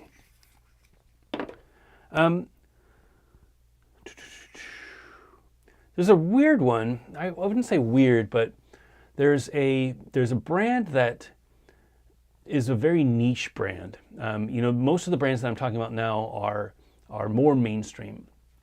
But back in 2003, 2004, I think, there was a company in Europe that started playing around with carbon boots.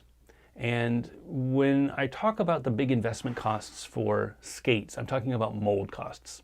So when you make a skate, you need to have a mold for that injection of hot plastic so that it goes in and it cools off and it creates that shape. And the shape could be a frame, the shape could be a sole plate, the shape could be a boot. Those are very expensive tools to make. One way around investing a ton of money is to make your skates out of carbon. And I think the first carbon skate was the Civica, not the Civica. Yes, Civica, is that right? Yeah. Excuse me, the Civica skates. They were owned by USD or owned by Powerslide, managed by Randy Spicer, Louis Zamora, and that whole team. But they designed this great skate that was a carbon boot with a material, like a cloth material that went over it and made it a very comfortable ride. So they definitely get the first, if first post crown. You can see the spiritual successor of those with the USD carbons. So this, if you looked at the history of Civica, evolved to the USD carbon. Civica is no longer around, but the technology that they developed for Civica has made its way through the USD line. USD carbon, also Icon, is another brand at Powerside that makes a carbon skate like this. So you can see both of those. Really great skate. I love the feeling of a carbon shell with what, you know, turns out to be very similar to a shoe. So it's a very squishy, when you lace it in, it feels like you're just wearing, you know, a pair of trainers, right? I don't say trainers, but you know what I mean. And I really loved these skates. At that time, though, there was a upstart in Europe who started playing around with carbon and making their own skates. And that is Adapt. Where is the Adapt? So this is my 2014, 2013, no, 2018. When would I have got this? Yeah, 2018, 2019. And these are the Adapt Brutale. These were a very unique pair of skates. So it is a carbon-ish material on the inside. Technically, I think it's a different material, not carbon, but it's a similar material, a little bit more flex than carbon. Carbon is a very stiff material. I cannot remember what the material is that they use on the inside, but it is a similar concept. So it has a carbon-ish shell on the inside, and then it has a material, in this case it's nubuck leather, which gives you that same shoe feeling.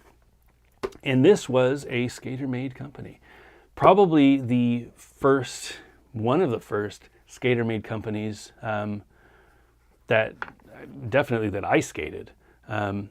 The whole thing, soup to nuts, you know, this is a machined sole plate. Like we said before, if you don't want to spend money on a mold, you can machine it out of UHMW. It's a little bit more expensive, but if you're willing to pay for it, you can make some pretty amazing products out of UHMW. And this is a very similar plastic to UHMW. It's really nice, really slides well. It is a nice big sole.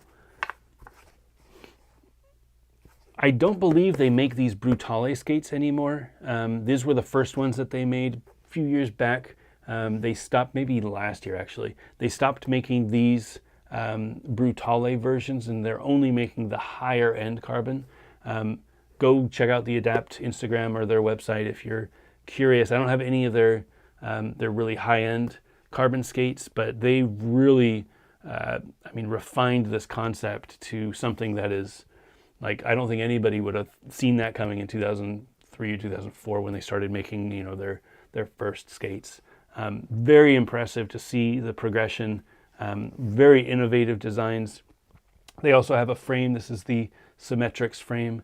Like I mentioned before, instead of a mold, which is a lot of money up front, they're machining it out of, you know, Delrin or UHMW. I'm not sure what material this one's made out of.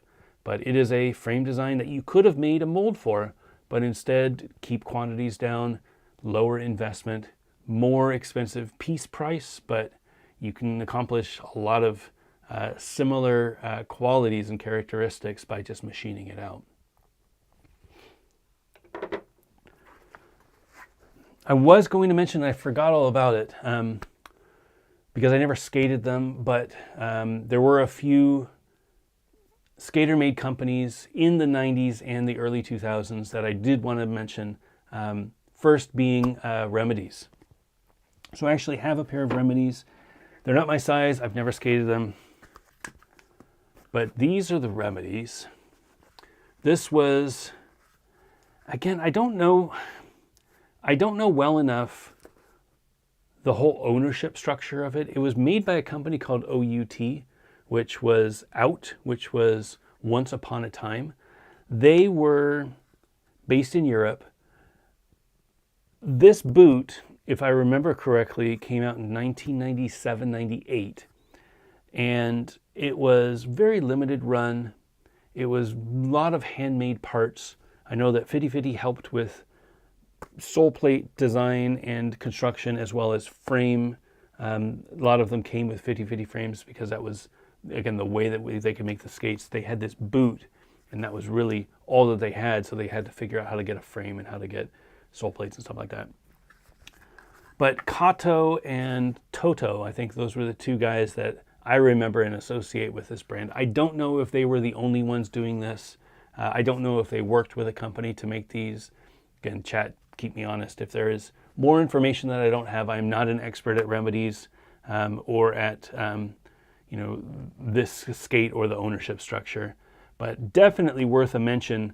This was the first kind of, when there was a sea of plastic shells from corporations, like Bauer, like Oxygen, that really couldn't care less about aggressive. These were guys that were skaters that were like, we want to make a skate the way that we want to make a skate. And they ended up doing it. And this is a really, really great skate for the time.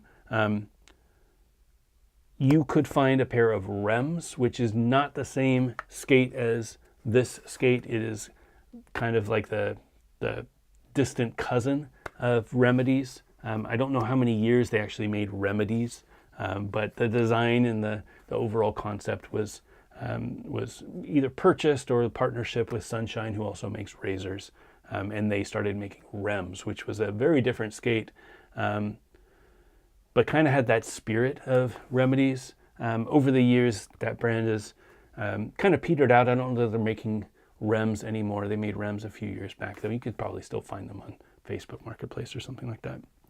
But yeah, definitely a mention. Remedies skate. Kato and Toto were very progressive. I mean, they saw where things should be, and they were just way ahead of their time. Another that I think is worth mentioning is all of the work that Brian Shima did, and Jan Welch with SSM, the Shima Skate Company, Shima Skate Manufacturing, and NIM. Those were two brands that I kind of lumped together. What those brands were based around was the Colt, so the Razor's Colt, which I have over here, kind of similar to this one actually. So this is the Razor's Colt, but it's the Shima tribute skate, I guess, that they came back out with in 2020, I think. It's basically just a hard shell boot, and the NIM and the SSM had a skin over it. So there was a trend back in those days, mid 2000s, where you would get a hard shell boot like a Majestic 12. Valo is probably the most famous example of it. Hard shell boot, and then you would put a skin over it. So just like a sock that you would put over the skate. And then you put a sole plate on it. That was Brian's baby. So he invested his time, his energy, his money into SSM, into NIM. I don't, again, know the ownership breakdown, but I know that Brian was financially invested in the project. No, it was not his own boot. Yes, he did design the sole plate. Yes, he did bring in the inventory. And yes, they did design the skate and what it looked like. So I would definitely give them a lot of credit for putting that flag out there and saying, yes, you can make a skate from a skater using the same, I will say, the same style that Matthias did in starting USD. He found the throne, he made a sole plate, he worked with a company to get frames on the skate. That's how that first skate started. Shima did the same thing. He found the boot, he made a sole plate, he worked with ground control or whoever to get frames on the skate. That's how that started. Now, obviously, Matthias had years of experience with power slide, and he had the support. This is kind of the theme. He had the support of big wheel skating and recreational skating and speed skating to keep him afloat. He wasn't relying just on aggressive. And he was able to make it through and grow USD. Shima did not have any of that. He didn't have, big wheel money that could float the NIM project for a while or the SSM project for a while. It was all in, and unfortunately, it was out after a few years. But huge respect for the jump. Again, just kind of paved the way for John to come out with the 908. So in 2018, John Julio left Valo, where for years he was what some thought was owner of Valo, but what turned out to be the marketing manager of Valo. Valo was a Rossi's company, and John did not have as much power as he wanted. He knew what needed to be done, but he was always fighting within the Rossi's machine to figure out, how do I make these skates? And again, I don't want to speak for John, but from all of the interviews that I've heard, he had passion that he wanted to fulfill, and it was really difficult to work under the constraints that Rossi's was giving him. Limited budget, limited color options, limited availability for parts, things like that. And he wanted to do his own thing. So he worked with a factory in China to develop his first skate, which was the 908. Do I have the 908s near me? I don't. They're way up there. I should have brought them down. The 908 was a open shell. So again, following that same model that Matthias did with USD, that Shima did with SSM, he had a shell that was an open shell, and then he made a custom sole plate for it. So everything was stock, open molds. All he had to do was order the boots, but he invested. Again, this is that step for being a skater-made brand, skater-made product. He invested in making a sole plate for them, and the 908 was a big success. It was a proof that we do have the ability to make our own stuff. And slowly John was able to build that out, build up his equity, build up his money by selling the 908s over and over and over again. Went through a few iterations, and then was able to invest in his own molds, use the money that he made from the 908 and invested in his own molds, which ended up being the 909. I do have my 909s here. So these were the 909s. This was the launch version of the 909. This came out in 2020. I remember, because it was COVID, when I did my review of these skates, I remember getting to the skate park at like 6 a.m. because I didn't want to skate around people because I was afraid that COVID would get me. So I wanted to stay away from people. And it was a rough session, man. I tell you what, I'm not a morning person to begin with. But trying to skate at 6 a.m. on a brand new pair of skates, not the best idea. But anyway, this was the 909. Still available now. They sell them in a bunch of different versions. Using the sole plate, this is a updated version of that sole plate, but using the sole plate that he developed for the 908, using that open shell with a sole plate, he used that same sole plate and then developed the shell. So instead of having to come up with 20K for each size, you could cut off 6-7K for these sole plates and just make the cuff and just make the boot. That is a great way to invest in the brand and slowly grow the brand. Again, keep investing in aggressive. He had that dream of making his own skate, but he couldn't just do it on the outright because he didn't have a ton of money, didn't have the backing of a big company, corporation, didn't have recreational skating that was going to keep the lights on. He was all in on aggressive. And again, the 909, probably the most successful aggressive skate, maybe not total from a sales volume. There's probably more Rossi's Majestic 12s out there, or USD Aeons or Sways or something like that. But from a popularity perspective, it's hard to think of aggressive skating without the 909, without them in it. This was the reason that I thought that I could start my own skate company. This was the catalyst for me to consider doing more than just frames. I had brought back the Fitty Fitty frames. I had invested and built new Fitty Fitty frames. We had the balance frames. And then we had the prime frames, probably around the same time. around the same time. So I'd invested already, brought out 2 new frames, but frames are frames. Skates were on a completely different level. But John did it. And I was like, if John can do it, it's possible. You know, like if somebody invents a new trick, like John has done many times, if somebody can do it, then it's possible. So that's when I started really getting the bug for, well, what would I do if I wanted to skate? I had already been testing all the different skates on the market, wanted to go out there and make my own skates. And again, the 909, huge accomplishment, huge success. I'm really, really pleased to have one of the first versions of it. He has invested again and come out with another mold, the 901, which is a more price point mold. They are now getting to shops, I think. Again, the tariffs and the shipping has been a little difficult from China. You know, we're doing this in summer of 2025, and it's a bit chaotic now with shipping. But the skates should be here soon. And there's a new version. So the first version should be here soon, and then the new version I think is coming in September, which is a collab with Sega and the Jet Set Radio or Jet Grind Radio, depending on where you are, version, which is this crazy neon-y green, orange, or green, yellowy, lime green skate. It looks really, really, really cool. I don't think I could pull it off, but again, I'm stoked to see John being a successful skate company, and again, it's 100% skater made. He designed the molds, he owns the molds, it is all him. So when you support them, you know that you're supporting Aggressive. John's not going anywhere.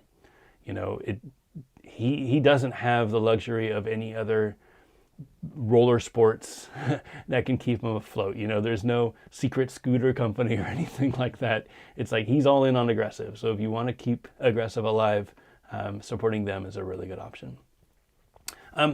Around that time, 2020, I don't know when they came out. 2021, was it? Was it pre-COVID? It was after COVID. So 2022 maybe.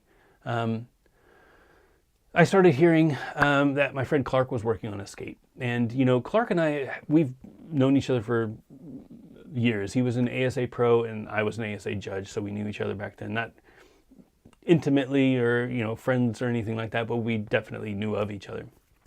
And when I got back into blading, you know, I chatted with him more often and I knew him, you know, pretty well online. And I started hearing rumblings that he was working on a skate. And this was around the time that I started thinking about making a skate, but he was way ahead of me. He already had samples, he already had drawings. I was like, damn, like you're moving. And I don't know his story, but I would assume seeing John do it was that trigger that he needed. That it was like, this is our time. Like, he grew up as an aggressive skater. He's old now, and he's like, I can invest in aggressive skating. I can make skating a thing. You know, I have skills that I've developed 20 years in design and production and such that I can reinvest into blading and make, you know, my childhood dreams come true of making my own skates. The first skate, so the brand is called Faction. The first skate was the Faction Tactical V1. So this, I'm going to butcher it. I think it came out in 2022. Chat, keep me honest. 2022, 2023, I don't remember. One of those 2 years, though, it was post-peak COVID, because I remember driving up to Maryland and meeting with Clark and his locals at the compound, which is his big skate park, and being able to skate these skates at the compound and pick them up with him. It was a really, really awesome experience. It is a carbon boot. So you can see on the back the carbon, similar to the Adapt model, similar again to the Civica. I keep saying Civica. Is that wrong? Deshi. God damn it. Civica was the liners, right? Deshi. These are the Deshis. Correction. Deshi was the first carbon skate, not Civica. Civica was a shoe company, and they made heel pads. Deshi was the company. It's hard to remember old brands, but yes, Deshi was the one. So the Deshi carbons that turned into the USD carbons was kind of the inspiration behind a carbon skate. CJ, the Seba CJs, the Adapt Brutales. You can see a lot of that inspiration in the Faction Tactical V1. It is a carbon boot with a, again, soft upper, feels like a shoe. It's a replaceable sole plate. It's UFS. It is following the playbook that was established from all the old brands that had kind of paved the way to get to where we are. But it is a skater that did it. So developing the design, working on what the fit should be like, developing the sole plates. I think there were 3 or 4 versions of this skate, the tactical, that came out. There were Pro Model, there's been a couple colorways. There was a raised heel version for Cameron Card. There might have been another one that I'm missing. But there's been a few different revisions of this carbon skate. And with each revision, it's getting a little bit better. New sole plates, slightly dialed in materials, things like that. Really impressive. Again, aggressive skaters know what we want. We're the ones skating these skates. We're the ones who are going to the factory or messaging the factory and putting our money where our mouth is and saying, this needs to be a little bit better. I was skating this skate and this is what I felt. Can you improve this? And it means so much more if the owner of the brand is saying, hey, this is what I need. And we're testing, Clark is testing those samples and saying, this needs to be like this. And I'm feeling it and it's a little wrong. It needs to be moved around here. It needs to be tighter over here, whatever it is. So that was a huge, huge accomplishment. Again, probably for the modern area, it was the second skater-made brand that launched right after them. I started thinking about this conversation because when I was doing a video a couple weeks ago about aggressive skating and how to get into aggressive skating and which brands to support and which skates to support, that would be a difficult one, the Tactical V1s, because of the price. When it comes to carbon, it is a little bit more expensive. It's more of a handmade process, which makes the price a little bit higher. The Them 909 is a more expensive boot, but it's still a plastic boot, so it's a little bit more affordable. The 901 that they're coming out with is a lower cost version of the skate, so it's going to be even more affordable. But I remembered that Faction had just come out with their first plastic version. This is the Faction Plastics. So this is a brand new mold that, using the money that was invested from sales of the carbon boots, putting it into the mold, making a unique product, this is now available for purchase. I got these in 2 weeks ago, I think. Haven't skated them yet, but I felt weird not having them on my wall because this is exactly the sort of thing that I want people to support. This is a skater who grew up as an aggressive skater, who wanted a very specific skate and it wasn't available on the market. So they made a mold and they made the skate. And it's crazy to think that we're at that point now where we can do that. But it is possible. It is a thing that people are doing. And I want to support. So the Faction Plastics, again, I haven't skated them. I'm out of the review game because I do have a skate company of my own and I don't think there's any way that I could be unbiased. Either I would say that they're great when I didn't think they were great, or I would say that they were horrible and people would say, oh, you're just saying that because you own a company. So I don't even review the things. All I could say is they look fine. I did try them on. They do fit me well. I hope to skate them soon and I can give some feedback from fit perspective, how they feel on my foot. But it is a great looking skate. It is a flat heel, the style that I like, with an internal shock absorber. It is a replaceable sole plate that uses a new mounting system that uses 8 mounting points. Absolutely love that. It's an upgrade to the Faction Tactical sole plates that I had over there, but it is compatible. So you could take this sole plate and you could put it on those carbon boots, or you could take the sole plate off the carbon boots and put them on this skate. They are all part of this ecosystem that you can use to stay within the Faction bubble and find products that all work together. Super excited to have these in my hand. I'd seen, again, friends with Clark, I'd seen the stress that he's been going through making this skate. It is similar to the stress that I've been going through making our skate, and definitely commiserating with him. He doesn't have anything else. He doesn't have a scooter brand or a skateboard brand that he's relying on. This is 100% aggressive. Granted, there is the Cameron skate that comes with a big wheel version, but I think, as an aggressive skater, we all just go out there and skate. I absolutely want people to support this style. If all things are equal, if you try all of the different skates and they all fit pretty well and you narrow it down to 2 skates, and one of them is a skater-made skate, either a them or Faction, or I'll get to it, but a standard, or another skate from, Rollerblade or whatever. Nothing wrong with the Rollerblade. Love Tom, who's working there now. Get yourself some Cameron Talbots. Great, he's a great guy. But where will your money go where you know that aggressive will grow? I would much rather put my money into, a tactical or a Faction plastic or a them 909, knowing that it's going straight to an aggressive skater.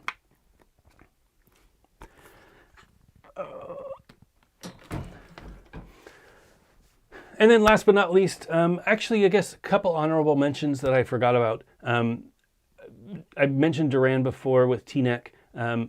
He's kind of followed the same thing. I do not have a pair of the T-necks here, but he's kind of also at that stage that John was at with the 908. The T-neck skate is a open mold. It is based on the Impact, the old Razor's Impact that they don't make anymore, but it is an open mold that he has created his own sole plate / frame. So he's made a frame that I don't have. And then after making that frame, he also made a sole frame. So this is a frame that is built into the sole plate.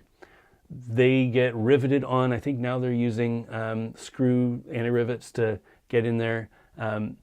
But he now has a skate. So he was able to find a boot that he liked, and he made a frame and the sole plate for it, and now you can sell a skate. Again, not 100% skater made, but definitely on that track that's like, after making wheels that, you put your logo on something, and then making your own design for a frame and making your own mold for a frame, making your own mold for a sole plate and using an off-the-shelf boot. That is the progression to get this skater to a point where they are making the entire skate. And absolutely love that, fully support, Duran with T-neck and all of the work that he's doing out there. He is working on his own skate, I've heard. I saw, I think, a picture of it. I haven't heard much about it, timing or interviews or anything like that. I know there's an interview out there with David, but I haven't listened to anything. I do hope that he's able to do it. I would love nothing more than for us to run aggressive. There are so many great brands out there making so many great products. There's no reason, if your foot works, there's no reason to support anything else. Like, support aggressive skaters. We're making products as good as we can because we skate and we know what we like. That is an amazing feeling. And again, we haven't been at this point ever. So yeah, I'm excited about these times. Another person I didn't mention is Cletus. So Cletus designed the Wish frames. I don't know that he has any interest at all in getting into boots. But from a modern frame design, aggressive skater wanted to do his own twist on a frame. I am still, but I haven't skated them in a while, but I was definitely a huge fan of the Wish frames. He's got 3 versions out there, 2 of which are 100% him. One of them, he worked with FR to have the frames come stock on the FR skate, which is an amazing opportunity. They are very unique frames. They use different sizes of wheels to provide a really nice grind experience while still offering a flat setup. I think it's never been done before. There were a few that tried it in the past with different rockering and different wheel sizes, but this is a purpose-built frame that provides that wheel setup. really amazing. Again, I loved these frames when I was skating them. I haven't skated them in a long time, but Cletus doing a good work over at Wish. If you're looking for frames, Wish as well as Create Originals, as well as T-Neck and 50/50 are great brands that you can support that have full independence, that are just a bunch of skaters who had a dream, created molds, and came out with their own designs. And then finally, we'll talk a little bit about Standard. It'd be silly not to. So Standard's my company. I started working on a skate probably in 2021, maybe. It was middle of COVID, I think, when I started doing Balance Frame 2. And the skate company the frame company that I worked with actually said, you're making a lot of frames. Would you ever want to make a skate? And I was like, no, like that's cool. And then I was like, well, maybe I would. And I started thinking it through. And again, with the open molds, we were planning on just using the same process that John went through, the same process that Brian Shima went through, the same process that Duran went through, finding a shell that I liked, making a sole plate. We already had frames, so I already had one of those pieces done, and I could come up with my own skate. Turns out that I couldn't find a shell that I liked, so I had to invest in my own shell. But we came out with our skates. I'll actually show you the first prototypes. So these were the Standard Omni. So these were the first tooling samples that we got from the factory. A lot of love went into the skate. A lot of long nights, long discussions with the team on design, on what was important, what we wanted in a skate. And so proud, couldn't be more proud of the way that it turned out. So this is, hitting all of the spots that I always wanted to hit in a skate. It is lightweight. It is a plastic boot. It is a flat sole, so that there is an internal heel pad that provides shock absorption. Really nice sole plate. Sole plate is designed for the way that I like to skate. So it's got not the hugest sole, but a really nice sole. It's got a slight angle to it so that it locks really nicely on ledges. Very clean look down. Again, this was something that I kind of, we spent hours and hours and hours just honing in the sole plate so that it looked like a fully complete skate. Super unique. And that is, I think, the takeaway. When you have a aggressive skater making an aggressive skate, investing their time and their money in the aggressive skate, they make all the decisions. And they grew up with this skate in their brain and knowing what skates they liked, what skates they didn't like. And they can take all of that knowledge that they've had over the years of skating and put it into what they think is the perfect skate. I know John loved raised heel boots. He was coming from the Majestic 12, the Valo, and he wanted to make a better version of the Majestic 12, which a lot would argue that the 909 is a better version of the Majestic 12. It fits better. It has a better sole plate, better materials, some would say. It is a great skate, and he had that in his mind, and that's what he wanted to do. Clark, I don't know fully, but I know that he was a big fan of the K2 skates. He wanted to have something that rode kind of similar to those. Really good support, internal shock absorber, big sole plate. He likes doing negatives, so it has to have a big negative. That sort of thing is a very unique design that no other skate would have, because why would they, right? If a skater isn't fully invested in building the skate because they want the skate the way that they want the skate, they would just build the skate however, the team says that it should be, or however their customers would say that there be, or their shops would say that there be, or even worse, they would just say, oh, well, the factory knows what they're doing. And you see a lot of these skates on Alibaba, or some of them leaking into shops that really don't have much consideration.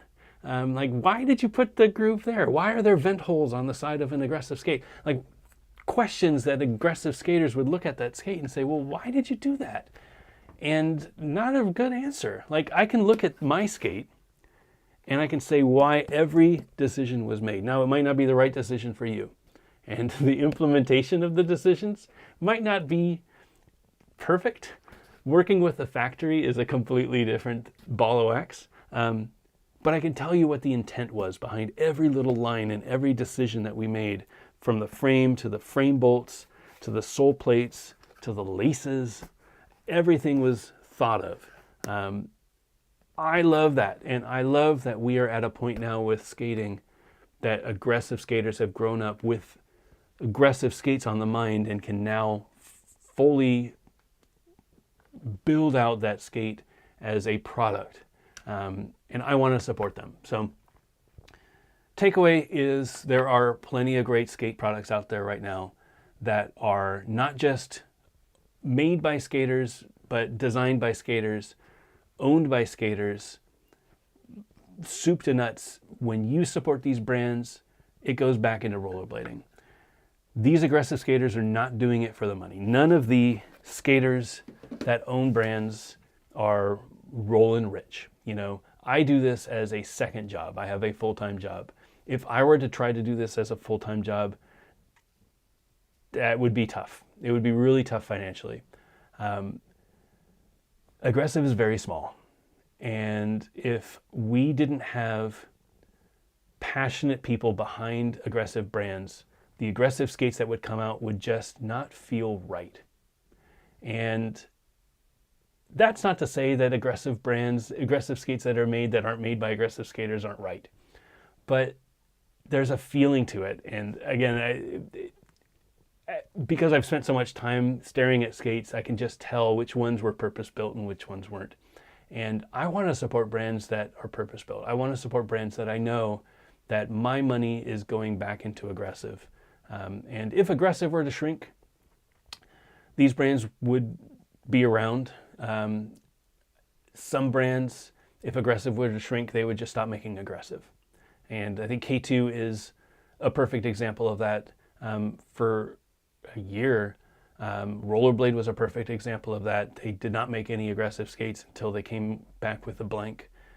That's scary. You know, we should support brands that will continue to invest in aggressive, will continue to bring out skates, and after every release, continue to improve their skates. Like, you know, you look at the first 909 release and you look at the most recent 909 release. There are slight differences with every release, making it better, better hardware, better sole plates, new frames, things like that. Same with the standard Omni. We're working on our third release. And if you compared the third release with the first release, even though it was just a year and a half, there are so many differences. And that's the sort of thing that you get when you support an aggressive brand. I'm the worst person to be non-objective about this because I am one of the brands. But if I were not, I would be supporting, you know, Faction 100%, or I'd be supporting them 100%. Because for me, it's important that I put my money where my mouth is. I love aggressive. I want to keep aggressive strong, and I hope that you will too. End of the day, though, you've got to find the skates that work best for you. All of this makes sense in your head, and you go out there and you buy a pair of skates. You know, you buy some standard Omnis, and you don't like the way that they fit. Don't just skate the skates because they're aggressive. They're skater owned or skater made. Skate the skates that are going to feel good, because end of the day, the best thing that you can do to keep the sport growing is to go out there and make skating look great. And you can only do that if you find products that work good. If you're going to go out there and skate blanks, go out there and skate blanks. If those are the skates that work great for you, Tom is a good dude. Get yourself some Cameron Talbots. Have a great time out there skating. There's nothing wrong with that. If you have an option, I would encourage you to support skater brands as much as possible. All right. I think that's enough. An hour and 15 minutes of talking. My voice is dead.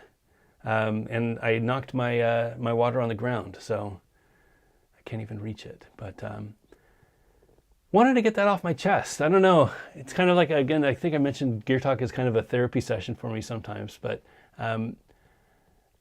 truthfully, I see just so much like crap coming into our industry. And you know, as a brand owner, I gotta be like gentle around that, but like when I see people just skating this crap that, you know, there's no purpose behind it. It's the no-name company that, you know, they just found on a website or whatever. I'm like, guys, like John Julio's out there busting his ass to make this skate for you. Or, you know, myself or Clark. Like, we're doing it as good as we can. Like, give us a chance, you know? There's no reason now. There are great options out there, great skate options out there. And it frustrated me to see that. It frustrated me that people would just skate them because they were different and not think about, well, where does my money go and where does my support go? And everybody has their own reasons, but I like to be transparent about things, and it was on my head and I have to get it off. So this is the way to do that. I do hope that we can encourage more people to invest in rollerblading, invest in aggressive.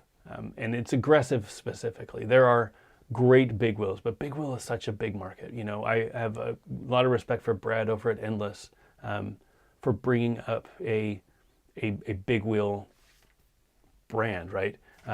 Same with wizard skating. You know, Leon basically built the concept of big wheel skating on UFS frames.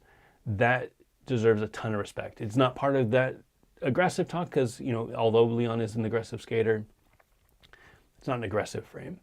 And big wheel is such a big market. You know, you can sell a ton of those frames. Aggressive is where it really matters. Like the more options there are in aggressive, you would think, oh, that's great for skaters, but it's not great for these brands that are trying to stay alive because that means that there are less, it's not like there's that many skaters.